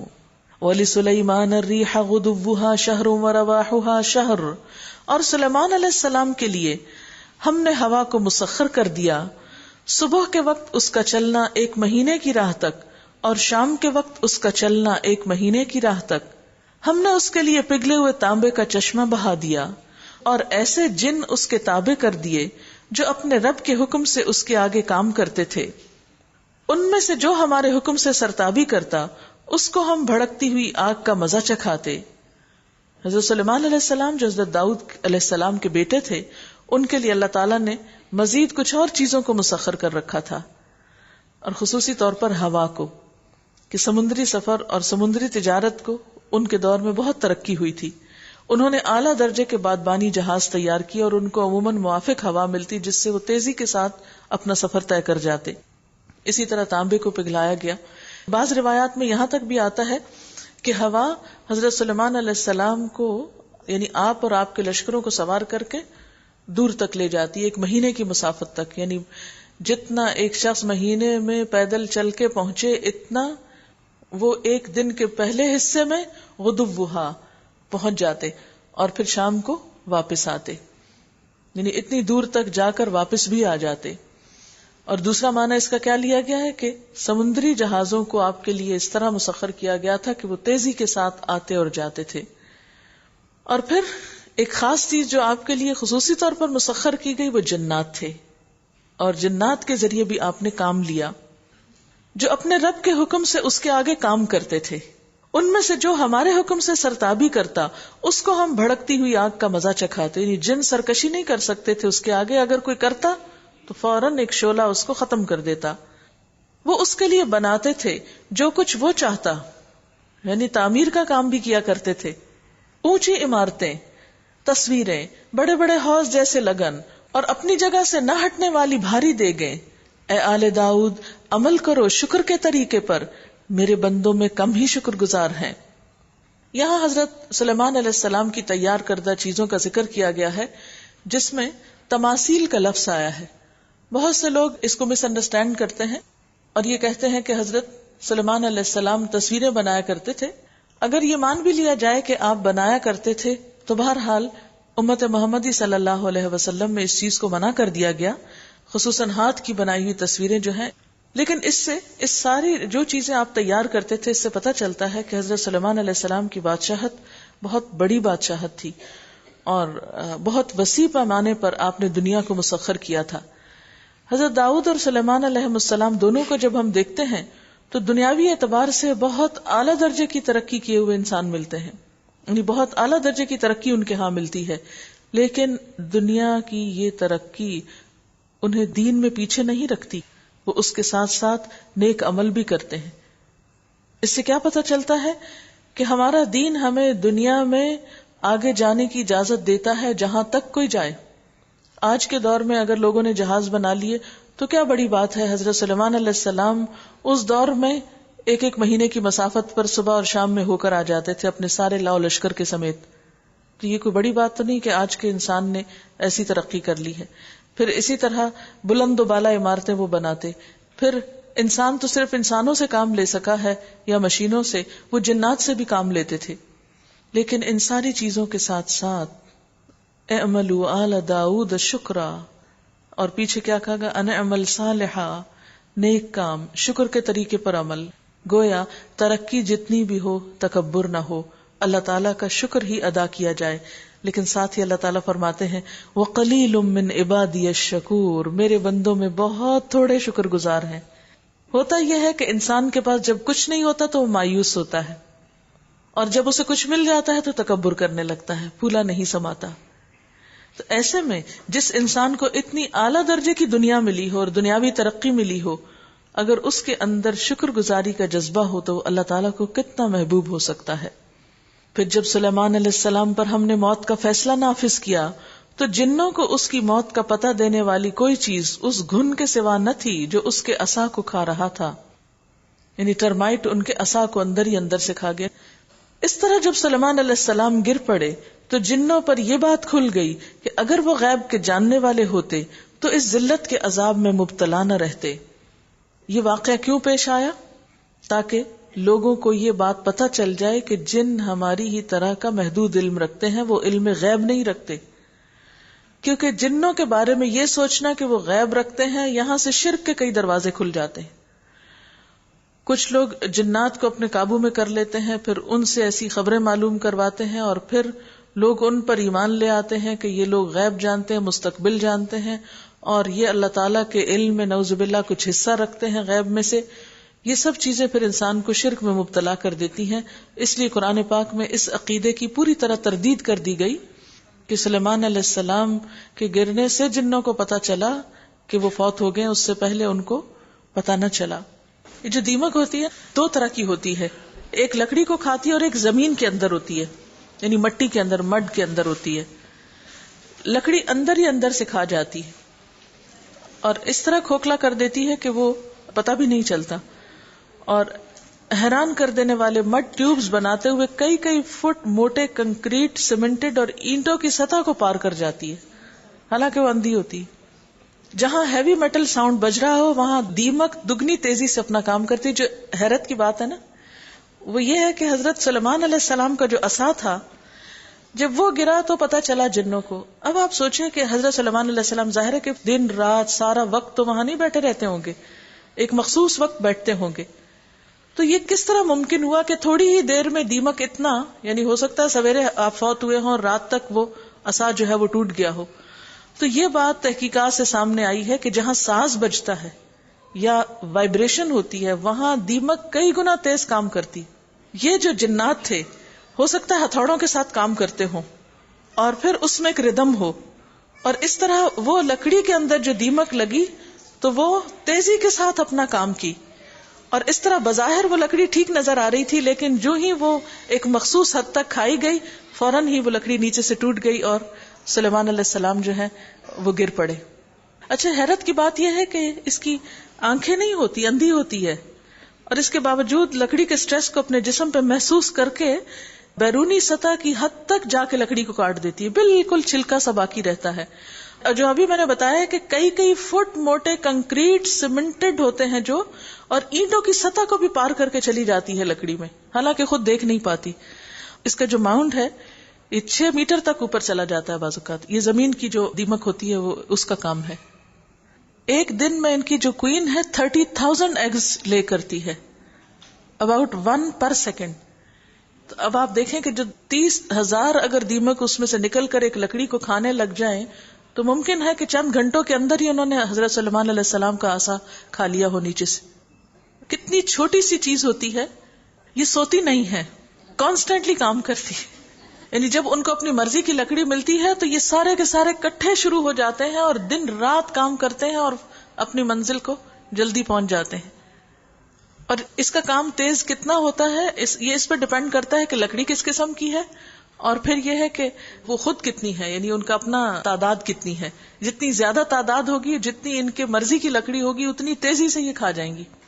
حتیٰ کہ ٹریٹڈ لکڑی کو، ٹریٹڈ وڈ کو بھی یہ کھا لیتی ہیں. لقد كان لسبأ في مسكنهم آية جنتان عن يمين وشمال. سبا کے لیے ان کے اپنے مسکن ہی میں ایک نشانی موجود تھی، 2 باغ دائیں اور بائیں. قوم سبا قدیم زمانے کی بہت ترقی یافتہ قوم تھی. اب آپ دیکھیں کہ حضرت داؤد اور سلیمان علیہ السلام کی ترقیات کا ذکر کرنے کے بعد اس قوم کا ذکر کیا جا رہا ہے. پھر حضرت سلیمان اور داؤد علیہ السلام کا طرز عمل اور آپ پھر مقابلے میں اس قوم کا طرز عمل دیکھیں. دونوں کو ہی دنیا ملی تھی لیکن دونوں کے رویوں میں کتنا فرق ہے. یعنی یہ اتنی بڑی قوم تھی کہ اس کی آبادی جو تھی وہ موجودہ یمن میں سب طرف پھیلی ہوئی تھی. ان کا مرکزی شہر معارب تھا. یہ قوم حضرت مسیح علیہ السلام سے پہلے کے زمانے میں آئی اور بہت زیادہ اس نے ترقی کی، تقریباً 1000 سال تک یہ عروج پر رہی. اور ان کی جو ترقی تھی وہ نہ صرف یہ کہ خشکی پر تھی بلکہ سمندر کے ذریعے انہوں نے اپنی تجارت بہت پھیلا لی تھی. پھر اسی طرح انہوں نے معرب کے قریب ایک بہت بڑا ڈیم بنایا جو 14 میٹر اونچا اور تقریباً 600 میٹر لمبا تھا، اور اس کے ذریعے پہاڑی نالوں کا پانی روک کر اس میں سے نہریں نکالی گئی تھی جس سے پورا ملک سرسبز و شاداب ہو گیا. اور جب کوئی چلتا تھا تو یوں لگتا تھا دائیں بھی باغات ہیں اور بائیں بھی باغات ہیں. اسی چیز کو یہاں پر جنتان عن یمین و شمال سے تعبیر کیا گیا کہ انتہائی سرخیز اور سرسبز علاقہ تھا. اللہ تعالیٰ نے ان کو دنیا کی بہترین نعمتیں دے رکھی تھی. کہتے ہیں کہ جو لوگ ساحلی علاقے میں بستے تھے بعض اوقات وہ خوشبودار لکڑی کھانا پکانے کے لیے جلایا کرتے تھے، اور اس کی خوشبو اتنی زیادہ اٹھتی تھی اس لکڑی کی، جیسے بخور وغیرہ جلاتے ہیں تو خوشبو اٹھتی ہے. کہتے ہیں کہ دور دور سے جو سمندر سے جو جہاز گزرتے تھے تو وہ جب اس علاقے کے پاس سے گزرتے تو ان خوشبو کی لپٹوں کی وجہ سے پہچان جاتے کہ کون سا علاقہ آ چکا ہے. اس سے آپ اندازہ لگائیں کہ ان کے پاس کتنا مال ہوگا اور کتنی خوشحالی ہوگی کہ ہم کھانا پکانے کے لیے بھی عود جیسی لکڑی جلائیں. لیکن یہ ساری نعمتیں پا کر انہوں نے کیا؟ اللہ تعالیٰ نے فرمایا کلوا من رزق ربکم واشکروا لہ، کھاؤ اپنے رب کا دیا ہوا رزق اور شکر بجا لاؤ. یعنی نعمتوں کا حصول بری بات نہیں، نعمتوں کا ہونا اس میں کوئی قباحت نہیں، لیکن مشکل کیا ہے کہ انسان نعمتیں پا کر دینے والے کو ہی بھول جاتا ہے، شکر ادا کرنا بھول جاتا ہے. اس لیے فرمایا واشکروا لہ بلدۃ طیبۃ ورب غفور، ملک ہے عمدہ اور پاکیزہ اور پروردگار ہے بخشش فرمانے والا. یعنی اللہ کی بخششیں اور عنایتیں ہیں تم پر، لیکن انہوں نے ان عنایتوں کو پا کے کیا کیا؟ فَأَعْرَضُوا، منہ موڑ گئے، اللہ کی نافرمانی میں پڑ گئے، ناشکری کی. فَأَرْسَلْنَا عَلَيْهِمْ سَيْلَ الْعَرِمِ وَبَدَّلْنَاهُمْ بِجَنَّتَيْهِمْ جَنَّتَيْنِ ذَوَاتَيْ أُكُلٍ خَمْطٍ وَأَثْلٍ وَشَيْءٍ مِّن سِدْرٍ قَلِيلٍ. آخر کار ہم نے ان پر بند توڑ سیلاب بھیج دیا، یعنی ایسا سیلاب آیا کہ ان کا بند ٹوٹ گیا اور زلزلہ بھی آیا. اور کہا یہ جاتا ہے کہ انسائکلوپیڈیا بریٹانیکا کے بیان کے مطابق 7ویں صدی عیسوی میں ایک زلزلے نے بند کو ناقابل مرمت حد تک توڑ دیا، اور نتیجہ یہ ہوا کہ ایسا سیلاب آیا کہ جس سے پورا علاقہ تباہ ہو گیا اور ساری زرخیز مٹی کو بہا کے لے گیا، اور نیچے جو مٹی بچی اس میں سے پھر کچھ اگتا نہیں تھا سوائے جنگلی جھاڑیوں وغیرہ کے. لہذا فرمایا کہ اور ان کے پچھلے 2 باغوں کی جگہ 2 اور باغوں نے دیے جن میں کڑوے کو سیلے پھل اور جھاؤ کے درخت تھے اور کچھ تھوڑی سی بیریاں. یہ تھا ان کے کفر کا بدلہ جو ہم نے ان کو دیا، اور ناشکر انسان کے سوا ایسا بدلہ ہم اور کسی کو نہیں دیتے. شکر نعمت کی حفاظت کرتا ہے، اور جو شخص شکر کرنا چھوڑ دیتا ہے نعمت کی قدر نہیں کرتا، نعمت پا کر شکر کی بجائے شکوے ہی شکوے کرتا ہے، نیگیٹو سوچ رکھتا ہے، پھر ایسے شخص پر اللہ کا عذاب اور ایسی قوم پر آتا ہی ہے. فرمایا کہ یہ عذاب جو ہم نے قوم سبا کو دیا یہ دراصل کس کے لیے ہے؟ ناشکرے لوگوں کے لیے. اب دیکھیں کہ حضرت داؤد اور سلیمان علیہ السلام نے بے پناہ ترقی کی لیکن شکر گزار بندے بن کر رہے. قوم سبا نے بھی ترقی کی لیکن ناشکرا پن کیا. ان پیغمبروں کا نام آج بھی زندہ ہے، لیکن قوم سبا میں کون بڑا تھا اور کس کے پاس کیا ٹیکنالوجی تھی کوئی نہیں جانتا. ہر چیز بہہ گئی، ختم ہو گئی، پوری تہذیب مٹ گئی. اور ہم نے ان کے اور ان بستیوں کے درمیان جن کو ہم نے برکت عطا کی تھی، یعنی یمن سے شام تک نمایاں بستیاں بسا دی تھی. یعنی جگہ جگہ پر باغات بھی تھے اور چھوٹی بستیاں بھی تھی کہ جن کی وجہ سے جب کوئی شخص ٹریول کرتا تھا تجارت کے لیے ایک علاقے سے دوسرے تک تو راستے میں خوشنما مناظر بھی ہوتے تھے اور رہنے کے لیے، آرام کرنے کے لیے جگہ بھی ان کو ملتی تھی. یعنی ان کا سفر جو تھا بہت خوشگوار سفر تھا، ایک قسم کی خوشگوار سیر بن چکا تھا. اور ان میں سفر کی مسافتیں ایک اندازے پر رکھ دی تھی، یعنی سفر مشکل ہی نہیں لگتا تھا. ہر تھوڑی دیر کے بعد ایسا سٹاپ اوور آ جاتا کہ جس پر وہ ریلیکس کر سکتے تھے. فرمایا چلو پھرو ان راستوں میں رات دن پورے امن کے ساتھ، یعنی کوئی خوف خطر بھی نہیں تھا، ہر شخص خوشحال تھا، اس لیے چوری ڈاکے کا بھی ڈر نہیں تھا. مگر انہوں نے کہا اے ہمارے رب ہمارے سفر کی مسافتیں لمبی کر دے. یعنی زبانیں اپنی اس زبان سے تو نہیں، زبان عمل سے کہا، اپنے رویے سے کہا.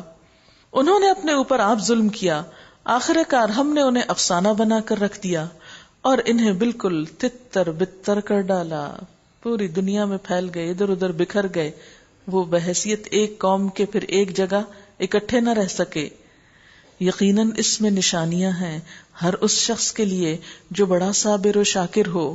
ان کے معاملے میں ابلیس نے اپنا ظن یا گمان ٹھیک پایا اور انہوں نے اسی کی پیروی کی. بجز ایک تھوڑے سے گروہ کے جو مومن تھا، ابلیس کو ان پر کوئی اقتدار حاصل نہ تھا. یعنی اس قوم کے اندر کچھ نیک لوگ بھی تھے، لیکن جب قوم کا ایک بڑا حصہ بگڑ گیا تو چند نیک لوگوں کی وجہ سے عذاب رک نہ سکا.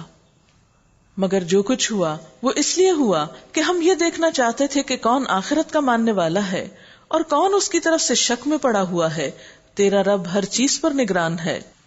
قل ادعوا الذین زعمتم من دون اللہ لا یملکون مثقال ذرۃ فی السماوات ولا فی الارض. آپ کہیے کہ پکار دیکھو اپنے ان معبودوں کو جنہیں تم اللہ کے سوا اپنا معبود سمجھے بیٹھے ہو.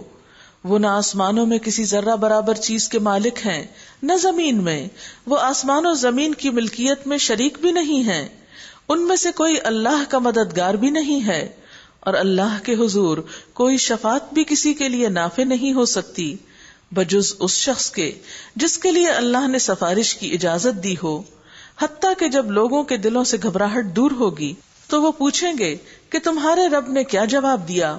وہ کہیں گے کہ ٹھیک جواب ملا اور وہ بزرگ و برتر ہے. آپ ان سے پوچھئے کون تم کو آسمانوں اور زمین سے رزق دیتا ہے؟ کہو اللہ. اب لا محالہ ہم میں اور تم میں سے کوئی ایک ہی ہدایت پر ہے یا کھلی گمراہی میں پڑا ہوا ہے. ان سے کہو جو قصور ہم نے کیا ہو اس کی کوئی باز پرس تم سے نہ ہوگی، اور جو کچھ تم کر رہے ہو اس کی کوئی جواب طلبی ہم سے نہیں کی جائے گی. کہو ہمارا رب ہم کو جمع کرے گا، پھر ہمارے درمیان ٹھیک ٹھیک فیصلہ کر دے گا. وہ ایسا زبردست حاکم ہے جو سب کچھ جانتا ہے. ان سے کہو ذرا مجھے دکھاؤ تو صحیح وہ کون ہستیاں ہیں جنہیں تم نے اس کے ساتھ شریک لگا رکھا ہے. ہرگز نہیں، زبردست اور دانا تو بس وہ اللہ ہی ہے. وما ارسلناک الا کافۃ للناس بشیرا ونذیرا ولکن اکثر الناس لا یعلمون. اور اے نبی صلی اللہ علیہ وسلم، ہم نے تم کو تمام ہی انسانوں کے لیے بشیر و نذیر بنا کر بھیجا ہے مگر اکثر لوگ جانتے نہیں ہیں. اس سے پچھلی سورۃ الاحزاب میں فرمایا کہ آپ خاتم النبیین ہیں، آپ کے بعد کوئی نبی نہیں آئے گا.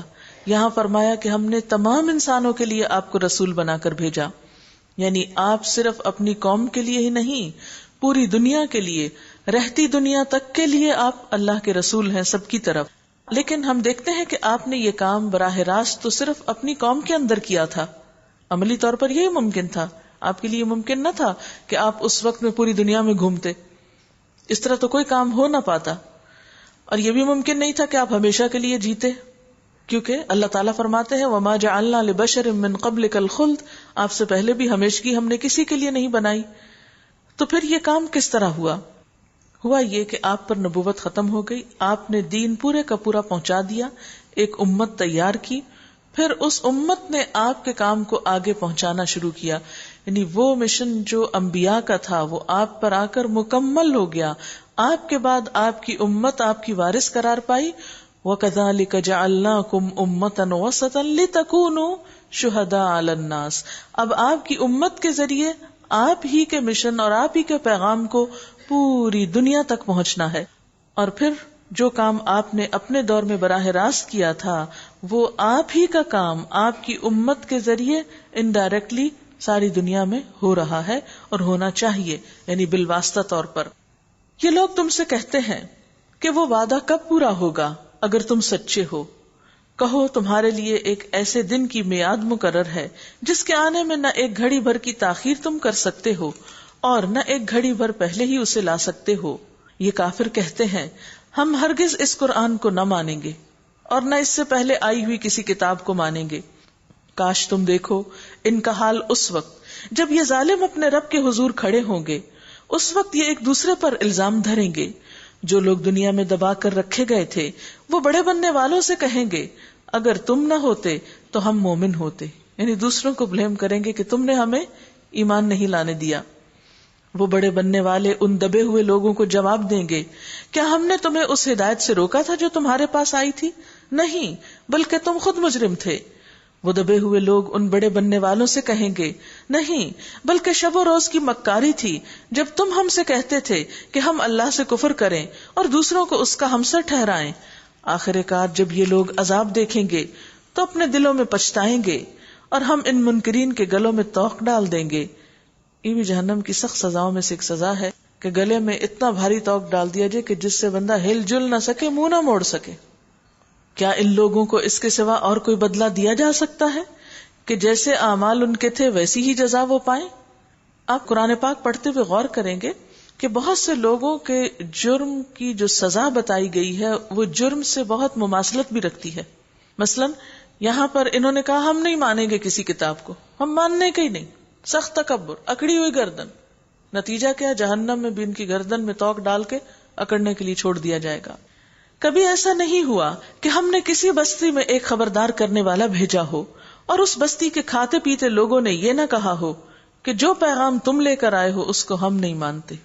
یعنی ہمیشہ سے یہ ہوتا آیا ہے کہ جن کو اللہ تعالیٰ نے دنیا میں زیادہ خوشحالی عطا کی وہی پیغمبروں کی تعلیم کے مخالف بن گئے، کیونکہ بعض اوقات دنیاوی اعتبار سے وسائل کا زیادہ ہونا انسان کو ایک جھوٹے کانفیڈنس میں مبتلا کر دیتا ہے کہ چونکہ تمہیں تو سب کچھ ملا ہے، اللہ تم سے راضی ہے، اس لیے جو چاہو کرو.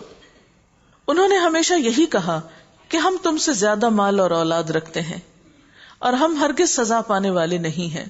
جھوٹا زوم تھا ان کا.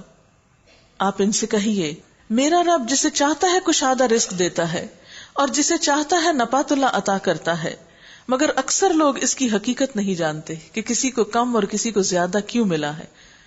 وہ کیا جانتے ہیں کہ جس کو زیادہ ملا ہے وہ ضرور اللہ اس سے راضی ہے، اور جس کے پاس تھوڑا ہے اس پر تو اللہ کی طرف سے کوئی عذاب آیا ہوا ہے. وما اموالکم ولا اولادکم باللتی تقربکم عندنا زلفا الا من آمن وعمل صالحا فاولئک لهم جزاء الضعف بما عملوا وهم فی الغرفات آمنون. یہ تمہاری دولت اور تمہاری اولاد نہیں ہے جو تمہیں ہم سے قریب کرتی ہو. یعنی دنیا میں مال و اولاد میں زیادہ ہونا اللہ کے قرب کی نشانی نہیں ہوتا.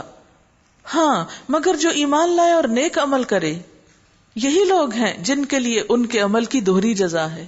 یعنی ان کا مال اور اولاد پھر ان کے لیے صدقہ جاریہ بن جاتا ہے. تو دنیا میں جو عمل خود کرتے ہیں وہ ختم ہو کر نہیں رہ جاتا بلکہ مرنے کے بعد وہ ملٹی پلائی ہوتا رہتا ہے، اس لیے ان کے لیے دوہری جزا ہے. اور وہ بلند و بالا عمارتوں میں اطمینان سے رہیں گے، امن سے رہیں گے. یہاں پھر دوسری دفعہ بلند و بالا عمارتوں کی بات ہوئی، سورۃ الفرقان میں بھی ہوئی. آپ صلی اللہ علیہ وسلم نے فرمایا جنت میں ایسے بالا خانے ہیں، اتنی اونچی عمارتیں ہیں جن کا ظاہر باطن سے اور باطن ظاہر سے نظر آتا ہے. ہم سمجھتے ہیں ہم ہی شیشے کی عمارتیں بنانا جانتے ہیں کہ اندر سے باہر اور باہر سے اندر دکھتا ہے. فرمایا جنت میں ایسی بلند عمارتیں ہیں کہ جن کے ظاہر سے باطن اور باطن سے ظاہر نظر آتا ہے. ایک اعرابی نے کہا یہ کس کے لیے ہیں، یعنی کس کو ملیں گی؟ سیدھا سا سوال. اس کو شوق ہوا ہوگا کہ مجھے ملے. تو آپ نے فرمایا جو نرم کلامی کرے، یعنی لوگوں سے نرمی سے بات کرے، کیونکہ یہ بہت مشکل بات ہے، بہت مشکل کام ہے. ہم تھوڑی چھوٹی چھوٹی بات پہ ٹیمپرامنٹ لوز کر دیتے ہیں. کھانا کھلائے اور لوگ جب سو رہے ہوں تہجد پڑھے اور روزے رکھے، کثرت سے روزے رکھے، یہ بالا خانے اس کے لیے ہیں. یعنی اس میں آپ دیکھیں کہ دو چیزیں حقوق اللہ سے تعلق رکھتی ہیں اور دو چیزیں حقوق العباد سے تعلق رکھتی ہیں. یعنی جس کی زندگی میں ایک اعتدال اور بیلنس ہو. ایسا نہیں کہ وہ اللہ کا حق دینے لگے تو بندوں کو بھول جائے، بندوں کو دینے لگے تو خدا کو فراموش کر دے. والذین یسعون فی آیاتنا معاجزین اولئک فی العذاب محضرون. رہے وہ لوگ جو ہماری آیات کو نیچا دکھانے کے لیے دوڑ دھوپ کرتے ہیں تو وہ عذاب میں مبتلا ہوں گے. قل ان ربی یبسط الرزق لمن یشاء من عباده ویقدر له. اے نبی صلی اللہ علیہ وسلم ان سے کہیے میرا رب اپنے بندوں میں سے جسے چاہتا ہے کھلا رزق دیتا ہے اور جسے چاہتا ہے نپا تلا دیتا ہے. جو کچھ تم خرچ کر دیتے ہو اس کی جگہ وہی تم کو اور دیتا ہے. وہ سب رازقوں سے بہتر رازق ہے. نہیں کبھی ایسا نہیں ہوا کہ ہم خرچ کرتے جائیں اور ایک دن آئے کہ بالکل کچھ نہ بچے. عام طور پر کیا ہوتا ہے، آپ خرچ کرتے رہتے ہیں، آتا بھی رہتا ہے اور جاتا بھی رہتا ہے، اور پھر اللہ کے راستے میں خرچ کرتے وقت ہمارا دل کیوں تھوڑا ہو جاتا ہے کہ اب ختم ہو جائے گا. جو کچھ تم خرچ کر دیتے ہو اس کی جگہ وہی تم کو اور دیتا ہے.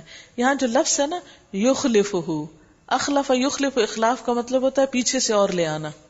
ایسا تو جیسے پانی پائپ سے نکلتا چلا جاتا ہے اور ٹینکی سے پیچھے سے اور آتا چلا جاتا ہے، آپ ٹیپ کھول دیں وہ نکل رہا ہے پیچھے سے اور آ رہا ہے. تو بالکل اسی طرح تم اللہ کے راستے میں خرچ کر رہے ہو، پیچھے سے اللہ تعالیٰ اور اس کو بھرتا چلا جا رہا ہے اور تمہارے ہاتھوں سے کم نہیں ہوتا، ختم نہیں ہوتا. اور جس دن وہ تمام انسانوں کو جمع کرے گا پھر وہ فرشتوں سے پوچھے گا کیا یہ لوگ تمہاری ہی عبادت کیا کرتے تھے؟ اچھا یہ جو پیچھے والی آیت ہے نا اس کے بارے میں بہت خوبصورت حدیث بھی ہے کہ یا ابن آدم انفق علیک، اے ابن آدم خرچ کرو میں تم پر خرچ کروں گا، یعنی تم دو تمہیں میں دوں گا.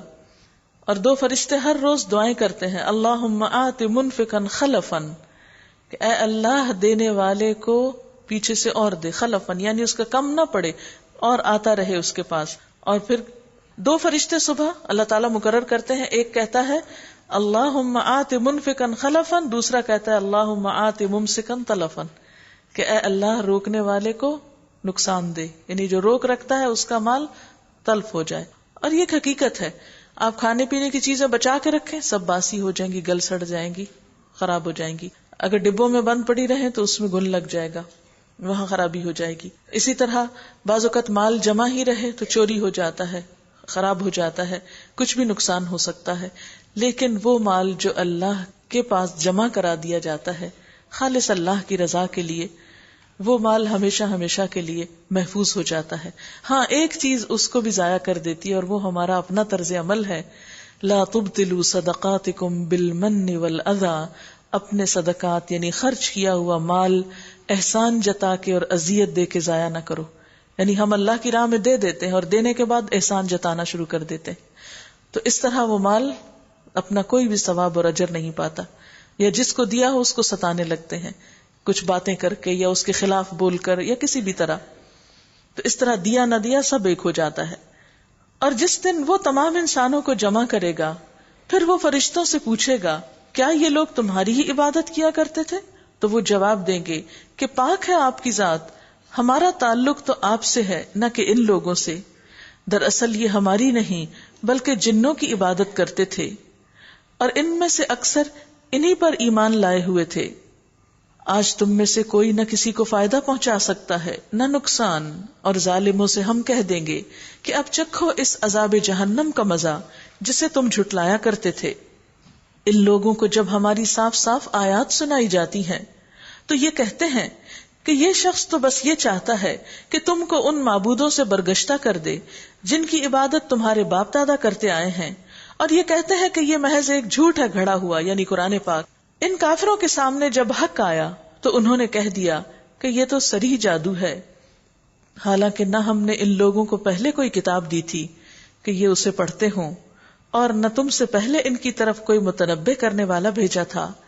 ان سے پہلے گزرے ہوئے لوگ جھٹلا چکے ہیں، جو کچھ ہم نے انہیں دیا تھا اس کے عشر عشیر کو بھی یہ نہیں پہنچے.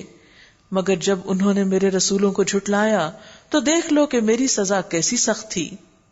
اے نبی صلی اللہ علیہ وسلم ان سے کہیے کہ میں تمہیں بس ایک بات کی نصیحت کرتا ہوں، خدا کے لیے تم اکیلے اکیلے اور 2 مل کر اپنا دماغ لڑاؤ اور سوچو تمہارے ساتھی میں آخر ایسی کون سی بات ہے جو جنون کی ہو. تم جو الزام تراشی کرتے ہو کہ اس شخص کو جنون لاحق ہو گیا ہے، تو سارے مل کے غور کرو اور دیکھو کون سا جنون ہے. سوچو، اکیلے میں بھی سوچو، مل کر بھی سوچو.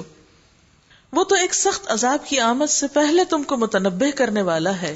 ان سے کہو اگر میں نے تم سے کوئی اجر مانگا ہے تو وہ تم ہی کو مبارک ہو. یعنی تم میری بات کیوں نہیں سننا چاہتے؟ کیا میں تم سے کچھ مانگ رہا ہوں؟ میں نے تو کچھ نہیں مانگا. اگر تم ایسا سمجھتے ہو تو وہ اپنا واپس لے لو. میرا اجر تو اللہ کے ذمہ ہے اور وہ ہر چیز پر گواہ ہے. ان سے کہو میرا رب حق کا القاء کرتا ہے اور وہ تمام پوشیدہ حقیقتوں کا جاننے والا ہے.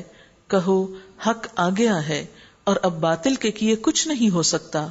کہو اگر میں گمراہ ہو گیا ہوں تو میری گمراہی کا وبال مجھ پر ہے، اور اگر میں ہدایت پر ہوں تو اس وحی کی بنا پر ہوں جو میرا رب میرے اوپر نازل کرتا ہے. وہ سب کچھ سنتا ہے اور قریب ہی ہے. وَلَوْ تَرَى إِذْ فَزِعُوا فَلَا فَوْتَ وَأُخِذُوا مِن مَّكَانٍ قَرِيبٍ. کاش تم دیکھو انہیں اس وقت جب یہ لوگ گھبرائے پھر رہے ہوں گے اور کہیں بچ کر نہ جا سکیں گے، بلکہ قریب ہی سے پکڑ لیے جائیں گے. اس وقت یہ کہیں گے کہ ہم اس پر ایمان لے آئے، حالانکہ اب دور نکلی ہوئی چیز کہاں ہاتھ آ سکتی ہے. اس سے پہلے یہ کفر کر چکے تھے اور بلا تحقیق دور دور کی کوڑیاں لایا کرتے تھے. اس وقت جس چیز کی تمنا یہ کر رہے ہوں گے اس سے محروم کر دیے جائیں گے، جس طرح ان کے پیش رو ہم مشرب محروم ہو چکے ہوں گے. یہ بڑے گمراہ کن شک میں پڑے ہوئے تھے.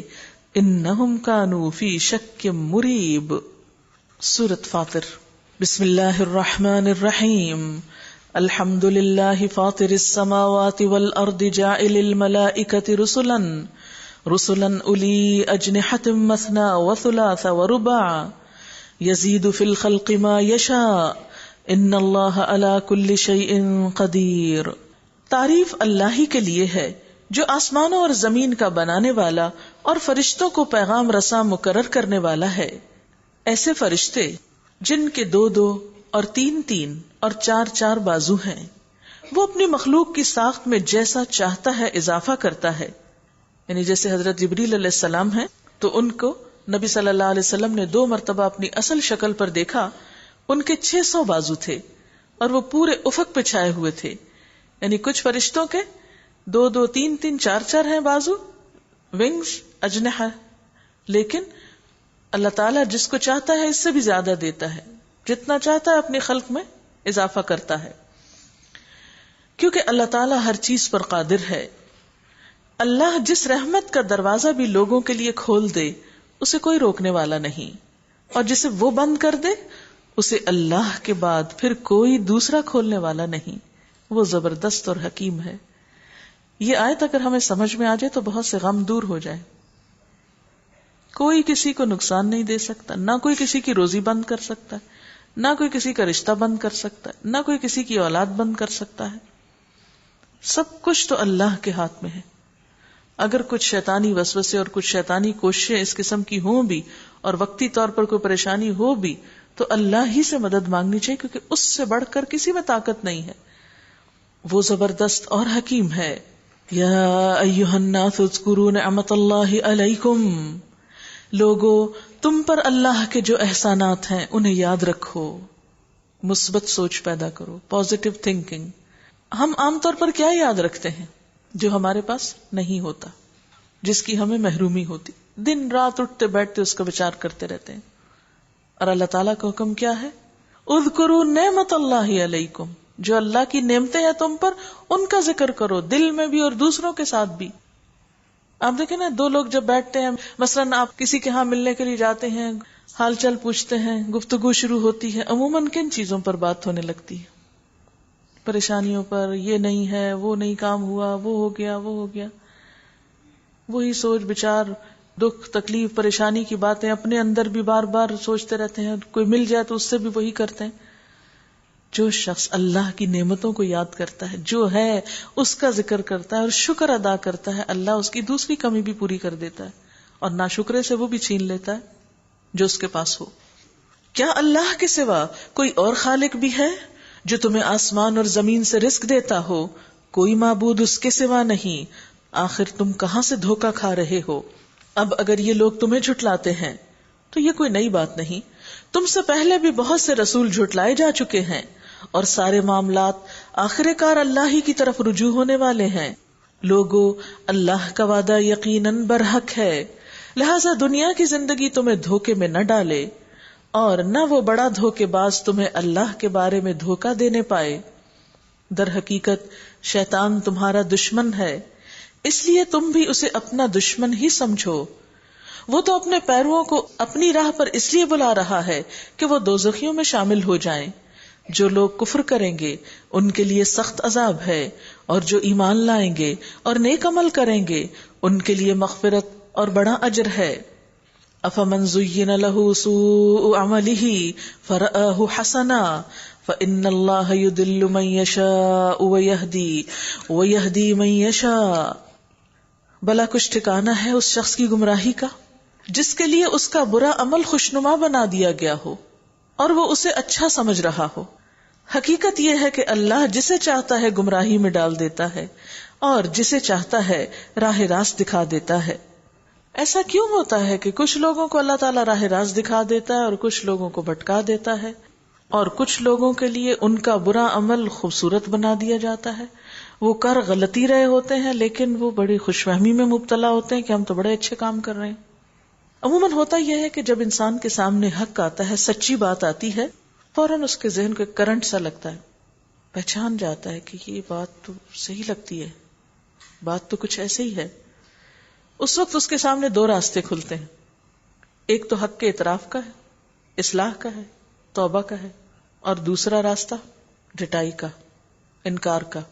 جو شخص اس وقت پلٹ آئے اور حق کو قبول کر لے، جیسے آپ نے دیکھا ہوگا نا، بجلی چمکتی ہے تو بعض اوقات رات کے وقت جب بجلی چمکتی ہے تو ایک تھوڑی دیر کے لیے ساری جگہ پر لائٹننگ ہو جاتی، سیاہ اندھیری رات میں بھی سب طرف عمارتیں اور ہر چیز نظر آنے لگتی، پھر اس کے بعد وہ بند ہو جاتی.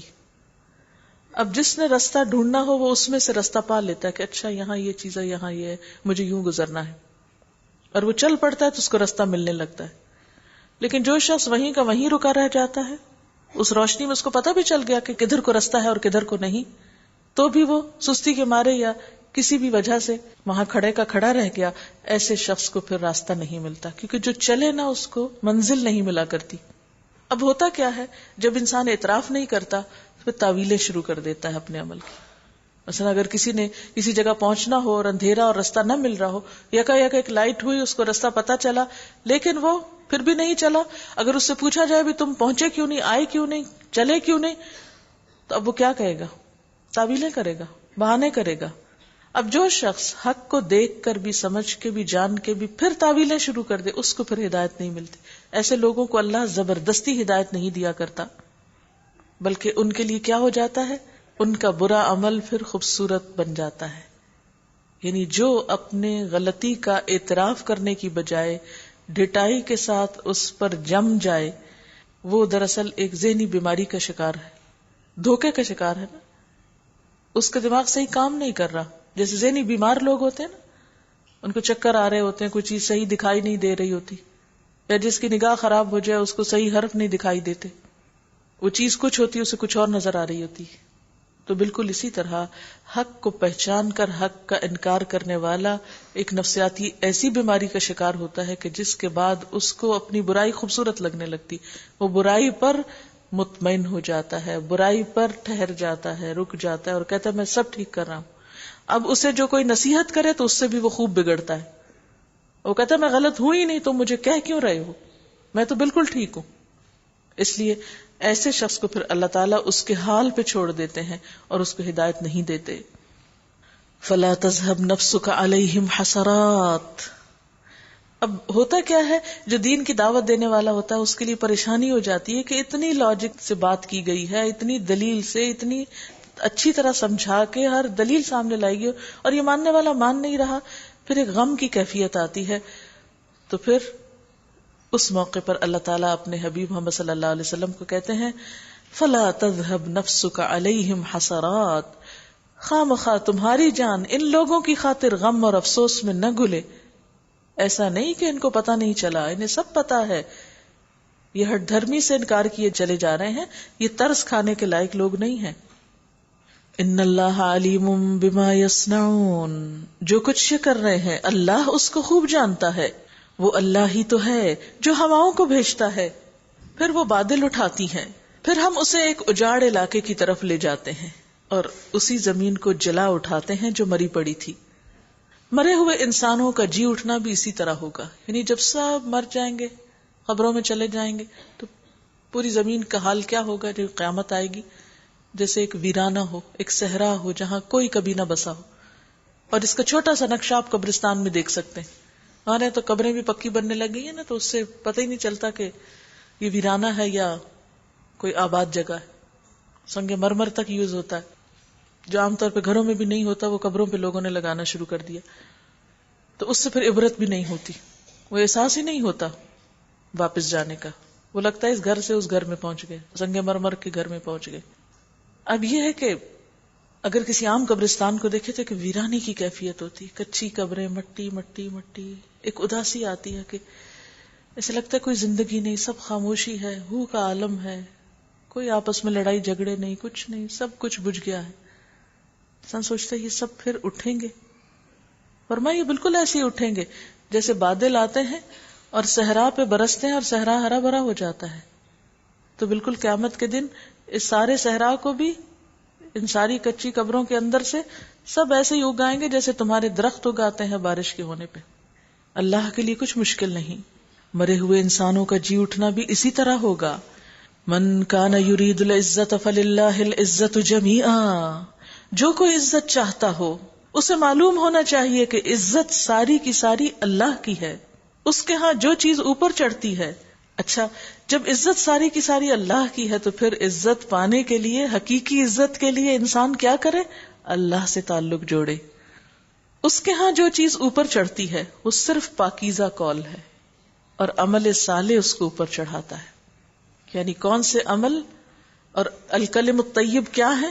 صاف ستھرے کلمات، مثلا اللہ کی تسبیح ہے، تلاوت ہے، ذکر ہے، امر بالمعروف ہے.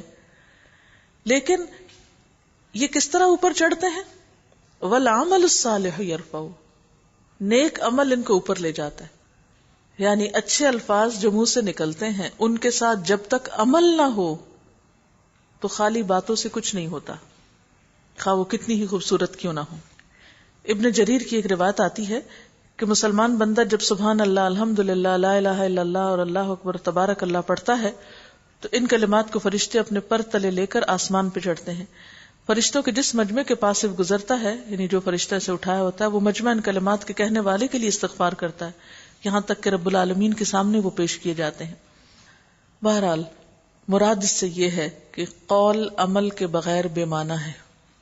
یعنی مثلا آپ ذکر کر رہے ہیں، نماز کا وقت آتا ہے نماز نہیں پڑھتے تو خالی یہ ذکر اوپر نہیں چڑھے گا جب تک آپ نماز نہ پڑھ لیں. اسی طرح آپ بیٹھ کر صدقے خیرات پر ایک لمبا لیکچر دیں لیکن خود صدقہ خیرات نہ کریں اور زکوٰۃ نہ دیں تو وہ لیکچر جو ہے وہ ادھر ہی رہ جائے گا، وہ اوپر نہیں چڑھے گا، اس کا کوئی ثواب نہیں، بلکہ وہ الٹا دینے والے کے خلاف پڑے گا. جب تک قول کے ساتھ عمل نہ ہو اس میں وزن نہیں ہوگا.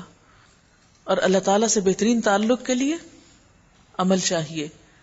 والذین یمکرون السیئات لہم عذاب شدید، رہے وہ لوگ جو بےہودہ چال بازیاں کرتے ہیں ان کے لیے سخت عذاب ہے اور ان کا مکر خود ہی غارت ہونے والا ہے. واللہ خلقکم من تراب ثم من نطفۃ ثم جعلکم ازواجا، اللہ نے تم کو مٹی سے پیدا کیا پھر نطفے سے، یعنی مرنے کے بعد جی اٹھنے کی بات کے بعد یہ بات جو کی گئی تو فرمایا پہلے بھی تو تم مٹی سے ہی نکلے ہو نا. پہلا انسان بھی مٹی سے بنا، اس کے بعد جو غذا انسان کھاتا ہے جس سے انسان کے اندر وہ مادہ پیدا ہوتا ہے جس سے مزید انسان پیدا ہوتا ہے وہ بھی تو سب مٹی سے آتی. یہ سب کچھ وہیں سے ہی تو چھن کے آ رہا ہے تمہارے پاس. پھر نطفے سے، پھر تمہارے جوڑے بنا دیے، یعنی نطفہ جو ہے وہ غذا سے بنتا ہے اور غذا مٹی سے آتی ہے، تو اوریجن تو مٹی ہی ہے. اگر اب مٹی سے بن رہے ہو تو مرنے کے بعد جب مٹی ہو جاؤ گے تو پھر کیوں نہ بن سکو گے. کوئی عورت حاملہ نہیں ہوتی، نہ بچہ جنتی ہے، مگر یہ سب کچھ اللہ کے علم میں ہوتا ہے. ایک ریکارڈ تو تم ہسپتال میں لکھواتے اور ایک اس کے رجسٹر میں لکھا ہوتا ہے. کوئی عمر پانے والا عمر نہیں پاتا اور نہ کسی کی عمر میں کچھ کمی ہوتی ہے، مگر یہ سب کچھ ایک کتاب میں لکھا ہوتا ہے. اللہ کے لیے یہ بہت آسان کام ہے کیونکہ کتاب اللہ کی اپنی ہے نا. یمحو اللہ ما یشاء ویثبت وعندہ ام الکتاب. اصل رجسٹر اس کے پاس ہے، جو چاہتا ہے اس میں سے مٹا دیتا ہے، جسے چاہتا ہے وہ باقی رکھتا ہے. اس سے پتہ چلتا ہے کہ تقدیر میں جو تبدیلی ہوتی ہے وہ اللہ کے اذن سے ہوتی ہے اور اللہ ہی کے ہاں ہوتی ہے. یعنی عمر کا بڑھنا اور گھٹنا ممکن ہو سکتا ہے، جیسے حدیث میں آتا ہے نا کہ صلہ رحمی سے عمر میں اضافہ ہوتا ہے. آپ صلی اللہ علیہ وسلم نے فرمایا جو شخص یہ چاہے کہ اس کی روزی اور عمر بڑھے تو وہ رشتہ داروں سے اچھا سلوک کیا کرے، صلہ رحمی کیا کرے. ابن ابی حاتم میں ہے، آپ نے فرمایا کہ کسی کی اجل آ جانے کے بعد اسے مہلت نہیں ملتی. زیادتی عمر سے مراد نیک اولاد کا ہونا ہے جس کی دعائیں اس کے مرنے کے بعد اس کی قبر میں پہنچتی رہتی ہیں.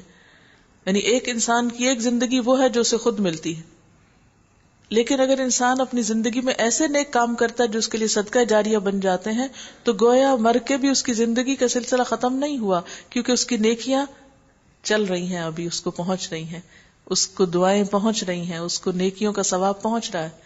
جیسے حدیث میں آتا ہے نا کہ انسان جب فوت ہو جاتا ہے تو اس کا اپنا عمل تو ختم ہو جاتا ہے، 3 چیزیں بعد میں بھی فائدہ دیتی ہیں.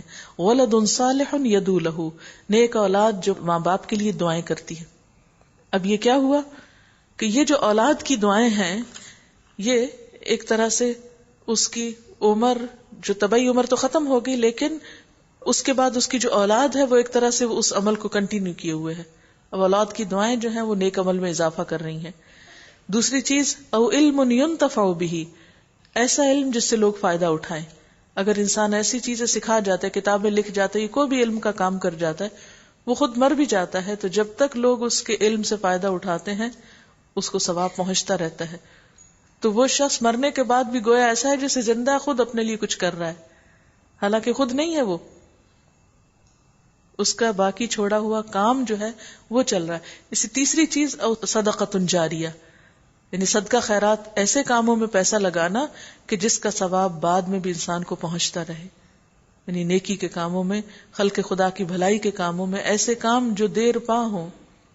وما یستوی البحران، اور پانی کے دونوں ذخیرے یکساں نہیں ہیں، ایک میٹھا اور پیاس بجھانے والا ہے، پینے میں خوشگوار، دوسرا سخت کھاری کے خلق چھیل دے، مگر دونوں سے تم تر و تازہ گوشت حاصل کرتے ہو، پہننے کے لیے زینت کا سامان نکالتے ہو، اور اسی پانی میں تم دیکھتے ہو کہ کشتیاں اس کا سینہ چیرتے چلی جا رہی ہیں تاکہ تم اللہ کا فضل تلاش کرو اور اس کے شکر گزار بنو.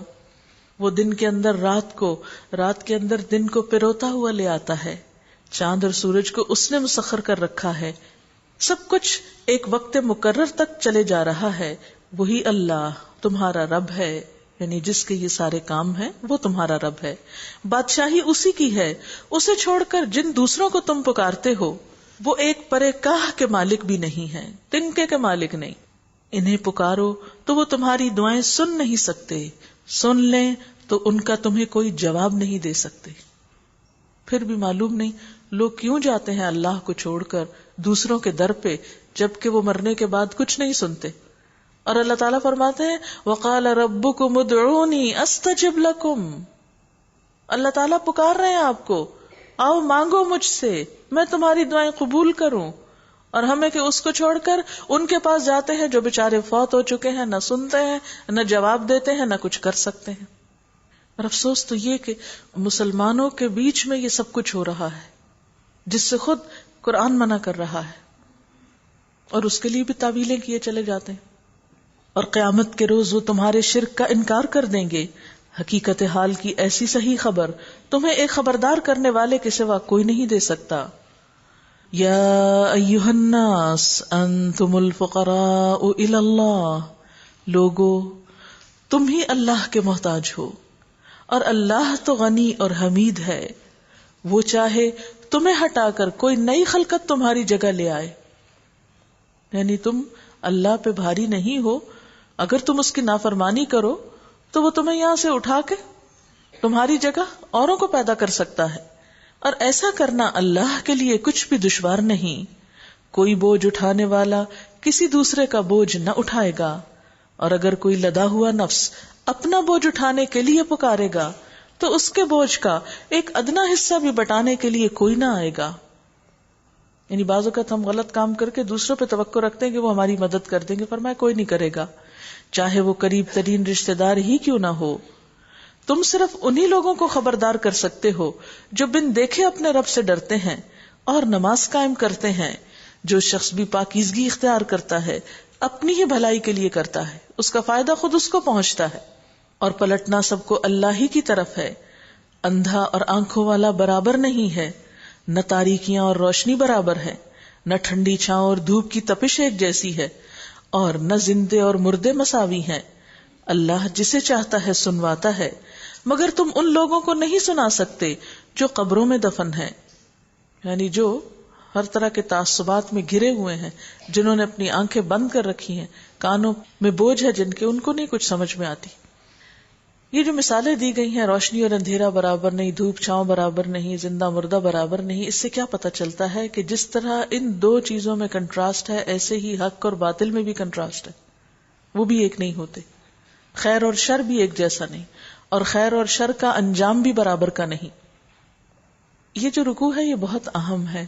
جو لوگ دین کی طرف نہ آنا چاہتے ہوں ان کو یہ آیات سنوا کر، یا جو لوگ اللہ تعالیٰ کی طرف رجوع نہ کرنا چاہیں، انہیں خیر سے کوئی محبت نہ ہو، تو ایسے لوگوں کو اس کی مزید تفصیل سنوائی جا سکتی ہے. ایک کیسٹ ہے انسان اللہ کا محتاج ہے، یعنی جب تک ہمیں اپنی محتاجی کا احساس نہ ہو ہم اللہ کے آگے جھکیں گے نہیں، رجوع نہیں کریں گے، اس کو پکڑیں گے نہیں.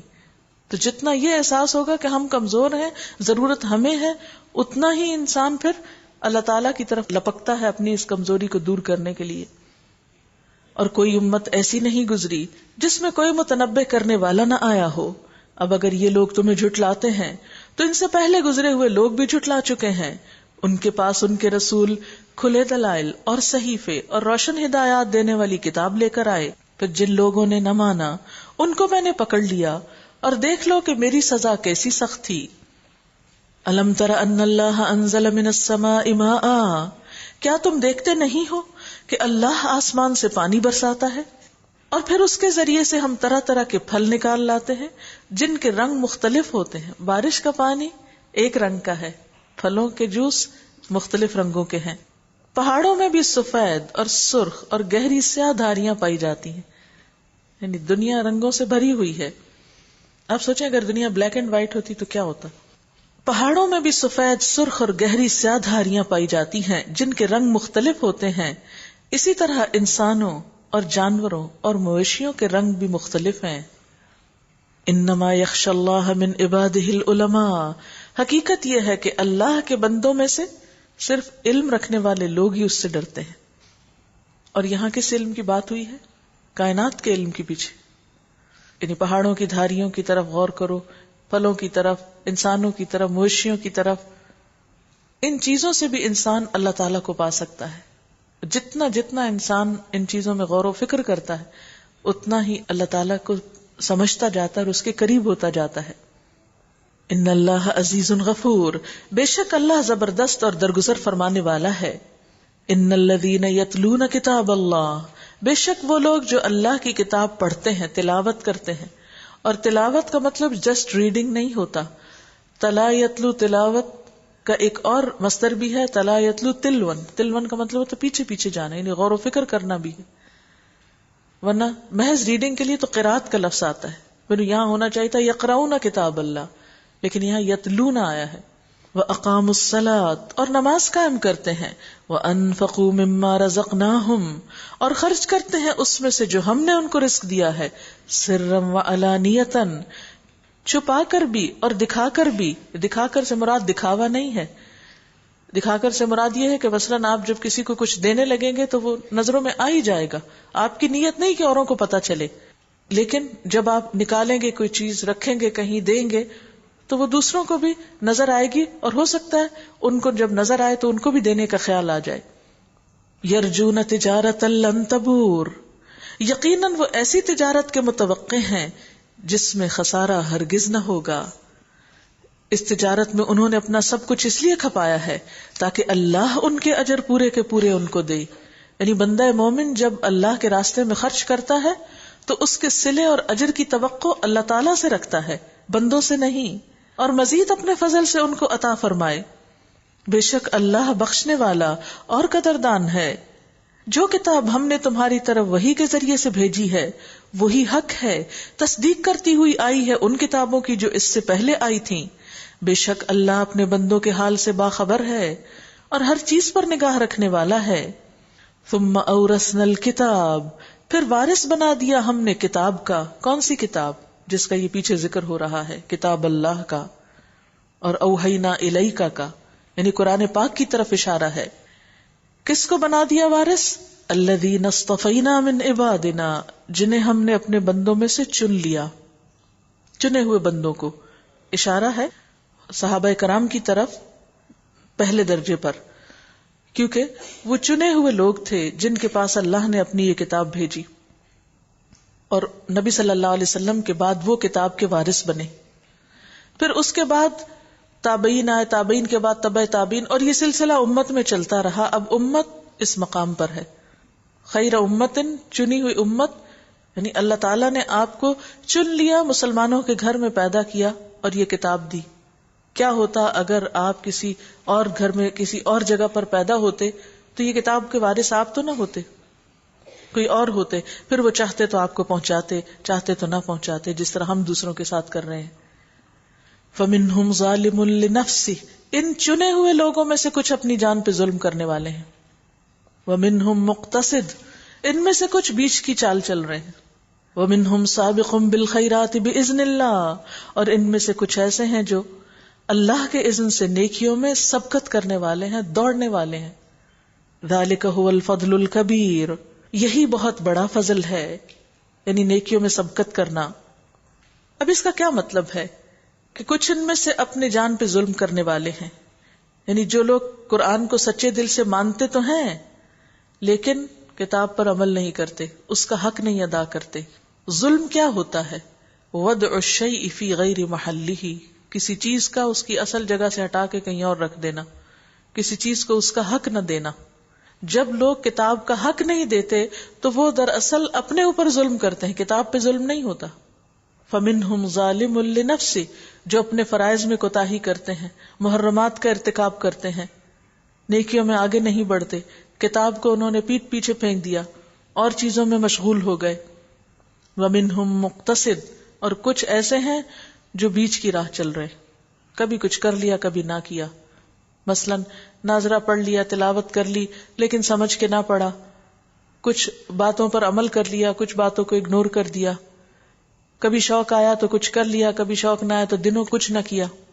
یعنی ان کی زندگی میں مکمل طور پر نیکی داخل نہیں ہوئی. وَمِنْهُمْ سَابِقٌ بِالْخَيْرَاتِ بِإِذْنِ اللَّهِ، اور ان میں سے بعض اللہ کے اذن سے نیکیوں میں سبقت کرنے والے ہیں، اور یہ وارثین کتاب میں اول درجے کے لوگ ہیں جو وراثت کا حق ادا کر رہے ہیں. اب پہلے دو گروہوں کے ساتھ کیا ہوگا وہ یہ نہیں بتایا گیا یہاں، لیکن تیسرا گروہ ذالک هو الفضل الکبیر، ان کا انجام کیا ہے؟ جنات عدن، ہمیشہ کے باغات، یدخلونہا، ان میں وہ داخل ہوں گے، یحلون فیہا من اساور من ذہب ولؤلؤا ولباسہم فیہا حریر، وہاں انہیں سونے کے کنگنوں اور موتیوں سے آراستہ کیا جائے گا، سجایا جائے گا. وہاں ان کا لباس ریشم کا ہوگا، اور وہ کہیں گے کہ شکر ہے اس خدا کا جس نے ہم سے غم دور کر دیا. غم کس چیز کا تھا؟ دنیا میں نیکی پر چلتے ہوئے طرح طرح کے فکر اور پریشانیاں انسان کو کھاتی ہیں، اور سب سے بڑی تو یہ کہ پتہ نہیں جو کر رہے ہیں وہ قبول بھی ہوتا ہے کہ نہیں. ان ربنا لغفور شکور، یقیناً ہمارا رب معاف کرنے والا اور قدر فرمانے والا ہے. حضرت ابو الدرداء روایت کرتے ہیں، اس روایت کو امام احمد نے، ابن جریر ابن ابی حاتم نے اور بعض دوسرے محدثین نے نقل کیا ہے. فَأَمَّا الَّذِينَ سَبَقُوا فَأُولَٰئِكَ الَّذِينَ يَدْخُلُونَ الْجَنَّةَ بِغَيْرِ حساب، کہ جو لوگ سبقت کرنے والے ہیں نیکیوں میں، جو کچھ کتاب میں آتا ہے سب پر عمل کرنے کے حریص ہیں. کچھ لوگ تو ایسے ہوتے ہیں نا کہ جو پک اینڈ چوز کرتے ہیں، اور کچھ لوگ جو کچھ آ رہا ہے سب سمیٹنا چاہتے ہیں. تو فرمایا کہ جو نیکیوں میں سبقت کرتے ہیں وہ جنت میں حساب کتاب کے بغیر داخل ہوں گے، کیونکہ وہ دوڑ رہے ہیں نا. اب ایک شخص دوڑتا آیا ہے، پل صراط پہ بھی تیزی سے گزر گیا، دوڑتا سیدھے جنت میں اندر، کوئی حساب نہیں، کتاب نہیں، کچھ نہیں. کیونکہ وہ دنیا میں نیکی کی بات سن کے بیٹھے نہیں رہ گئے تھے، سوچ میں نہیں رہے اچھا کریں گے، کر لیں گے، کبھی نہیں، سنا اور کیا، سمعنا و اطعنا. اور جو بیچ کی راہ میں ہے ان سے محاسبہ ہوگا، مگر ہلکا محاسبہ. رہے وہ لوگ جنہوں نے اپنے نفس پہ ظلم کیا تو وہ محشر کے پورے طویل عرصے میں روک رکھے جائیں گے. یعنی یہ تین گروہوں کا انجام بتایا جا رہا ہے. پھر انہی کو اللہ اپنی رحمت میں لے لے گا، اور یہی کہیں گے کہ شکر ہے اس خدا کا جس نے ہم سے غم کو دور کر دیا. اب آپ دیکھیں کہ دنیا میں اگر کسی جگہ پر پہنچنے میں، ٹریفک میں اگر آپ کسی وقت سٹک ہو جائیں، 1 گھنٹے کے لیے ہی ہو جائے، تو آپ کی پریشانی کا کیا عالم ہوگا. کہاں یہ کہ سارا حشر کا وقت روک رکھا جائے اور پھر اینڈ میں ان کا حساب کیا جائے اور پھر جنت میں بھیجا جائے ان کو. اور یہ کس کا انجام بتایا کہ جو اپنی جان پہ ظلم کرتے ہیں، یعنی جو مسلمان تو ہیں لیکن مسلمان ہونے کا حق ادا نہیں کرتے. الذی احلنا دار المقامۃ من فضلہ لا یمسنا فیہا نصب ولا یمسنا فیہا لغوب، جس نے ہمیں اپنے فضل سے ابدی قیام کی جگہ ٹھہرا دیا، اب یہاں نہ ہمیں کوئی مشقت پیش آتی ہے اور نہ تھکان لاحق ہوتی ہے.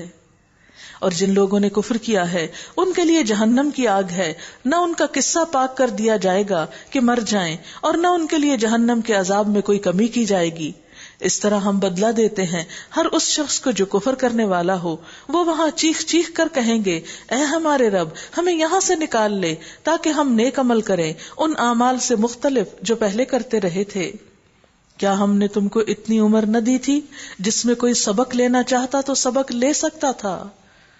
کئی سال تمہیں مہلت ملی لیکن تم نے کچھ نہ کیا. حدیث میں آتا ہے اللہ نے اس شخص کا عذر کاٹ دیا جسے 60 سال تک دنیا میں رکھا، پھر اس کے پاس کوئی ایکسکیوز کرنے کی چیز نہیں ہوگی. مسند احمد میں ہے جس کو اللہ نے 60-70 سال کی عمر کو پہنچا دیا، اس کا کوئی عذر پھر اللہ کے ہاں نہیں چلے گا کہ اللہ مجھے موقع ہی نہیں ملا تھا، میں نے ایک کام کب کرتا. اس کو بڑی لمبی عمر ملی لیکن اس نے کچھ کر کے نہ دکھایا.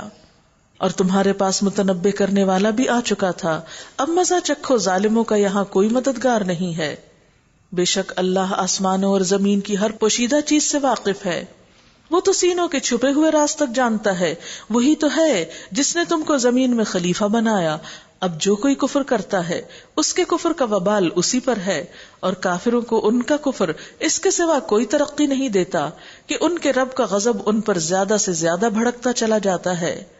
کافروں کے لیے خسارے میں اضافے کے سوا کوئی ترقی نہیں. ان سے کہیے، کبھی تم نے دیکھا بھی ہے اپنے ان شریکوں کو جنہیں تم خدا کو چھوڑ کر پکارا کرتے ہو؟ مجھے بتاؤ انہوں نے زمین میں کیا پیدا کیا ہے، یا آسمانوں میں ان کی کیا شرکت ہے؟ کیا ہم نے انہیں کوئی تحریر لکھ کر دی ہے جس کی بنا پر یہ کوئی صاف سند رکھتے ہوں؟ نہیں، بلکہ یہ ظالم ایک دوسرے کو محض فریب کے جھانسے دیے جا رہے ہیں. حقیقت یہ ہے کہ اللہ ہی ہے جو آسمانوں اور زمین کو ٹل جانے سے روکے ہوئے ہے، اور اگر وہ ٹل جائیں تو اللہ کے بعد کوئی دوسرا انہیں تھامنے والا نہیں ہے. بے شک اللہ بڑا حلیم اور درگزر فرمانے والا ہے. اس آیت سے بھی یہی پتہ چلتا ہے کہ اللہ تعالیٰ نے کسی کو اپنے سوا کسی کے لیے بخشش کا کوئی پروانہ لکھ کر نہیں دیا. کوئی ایسی کتاب نہیں دی جس میں لکھا ہو کہ فلاں فلاں شخص کو ہم نے بیماروں کو تندرست کرنے یا بے روزگاروں کو روزگار دلوانے یا حاجت مندوں کی حاجتیں پوری کرنے کے اختیارات دے رکھے ہیں، یا فلاں فلاں ہستیوں کو زمین کی فلاں فلاں حصوں کا مالک بنا دیا ہے، یا فلاں لوگوں کی قسمتیں بنا یا بگاڑ سکتے ہیں، یا فلاں اولاد دے سکتے ہیں تو اس لیے ان کے حضور جا کر نظر و نیاز چڑھاؤ. کہیں نہیں لکھا. ام آتیناہم کتاب، کیا ہم نے کوئی کتاب دے رکھی ہے کہ جس سے انہیں پتہ چل گیا ہے کہ ہاں فلاں فلاں اس اختیار کا مالک ہے؟ ہرگز نہیں. وَأَقْسَمُوا بِاللَّهِ جَهْدَ أَيْمَانِهِمْ لَإِن جَاءَهُمْ نَذِيرٌ، یہ لوگ اللہ کے نام کی پکی قسمیں کھا کے کہتے ہیں کہ اگر کوئی خبردار کرنے والا ان کے ہاں آ گیا ہوتا تو یہ دنیا کی ہر دوسری قوم سے بڑھ کر راست رو ہوتے. مگر جب خبردار کرنے والا ان کے پاس آ گیا تو اس کی آمد نے ان کے اندر حق سے فرار کے سوا کسی چیز میں اضافہ نہ کیا. یہ زمین میں اور زیادہ استکبار کرنے لگے اور بری بری چالیں چلنے لگے، حالانکہ بری چالیں اپنے چلنے والوں کو ہی لے بیٹھتی ہیں. اگر کسی کو یہ بات سمجھ آ جائے تو وہ اس عمل کو چھوڑ کر کوئی اور نیکی کا کام کیا کرے. عموماً لوگوں کا حال دنیا میں یہ ہوتا ہے کہ انہیں اپنے کام سے مطلب نہیں ہوتا، اپنے کام میں دلچسپی کم لیتے ہیں، دائیں بائیں زیادہ دیکھتے رہتے ہیں کہ اور کیا کر رہے ہیں. اگر کسی کو اپنے سے کمتر پاتے ہیں تو اس پہ تنقید شروع کر دیتے ہیں، اگر کسی کو اپنے سے زیادہ پاتے ہیں تو اس کے خلاف چالیں چلنے لگتے ہیں تاکہ کسی طرح اس کو گرایا جائے. حالانکہ جس شخص کو اپنی فکر ہو وہ دائیں بائیں نہیں دیکھ سکتا، وہ اس بات میں نہیں فکر مند رہتا کہ کون اس سے آگے جا رہا ہے اور کون پیچھے رہ گیا. وہ یہ دیکھتا ہے کہ اس کا اپنا سفر کتنا باقی ہے. اور فرمایا وَلَا يَحِيقُ الْمَكْرُ السَّيِّئُ إِلَّا بِأَهْلِهِ، بری چالیں اپنے چلنے والوں کو ہی لے بیٹھتی ہیں. اب کیا یہ لوگ اس کا انتظار کر رہے ہیں کہ پچھلی قوموں کے ساتھ اللہ کا جو طریقہ رہا ہے وہی ان کے ساتھ بھی برتا جائے؟ یہی بات ہے تو تم اللہ کے طریقے میں ہرگز کوئی تبدیلی نہ پاؤ گے، اور تم کبھی نہ دیکھو گے کہ اللہ کی سنت کو اس کے مقرر راستے سے کوئی طاقت پھیر سکتی ہے. کیا یہ لوگ زمین میں کبھی چلے پھرے نہیں ہیں کہ انہیں ان لوگوں کا انجام نظر آتا جو ان سے پہلے گزر چکے ہیں اور ان سے بہت زیادہ طاقتور تھے. اللہ کو کوئی چیز عاجز کرنے والی نہیں ہے، نہ آسمانوں میں اور نہ زمین میں. وہ سب کچھ جانتا ہے اور ہر چیز پر قدرت رکھتا ہے. اگر کہیں وہ لوگوں کو ان کے کرتوتوں پہ پکڑتا تو زمین پر کسی جاندار کو جیتا نہ چھوڑتا. وَلَٰكِن يُؤَخِّرُهُمْ إِلَىٰ أَجَلٍ مُّسَمًّى فَإِذَا جَاءَ أَجَلُهُمْ فَإِنَّ اللَّهَ كَانَ بِعِبَادِهِ بَصِيرًا، مگر وہ انہیں ایک مقرر وقت تک کے لیے مہلت دے رہا ہے، پھر جب ان کا وقت آن پورا ہوگا تو اللہ اپنے بندوں کو دیکھ لے گا. وآخر دعوانا ان الحمد للہ رب العالمین. سبحانک اللہم وبحمدک نشہد ان لا الہ الا انت نستغفرک ونتوب الیک. والسلام علیکم ورحمۃ اللہ وبرکاتہ.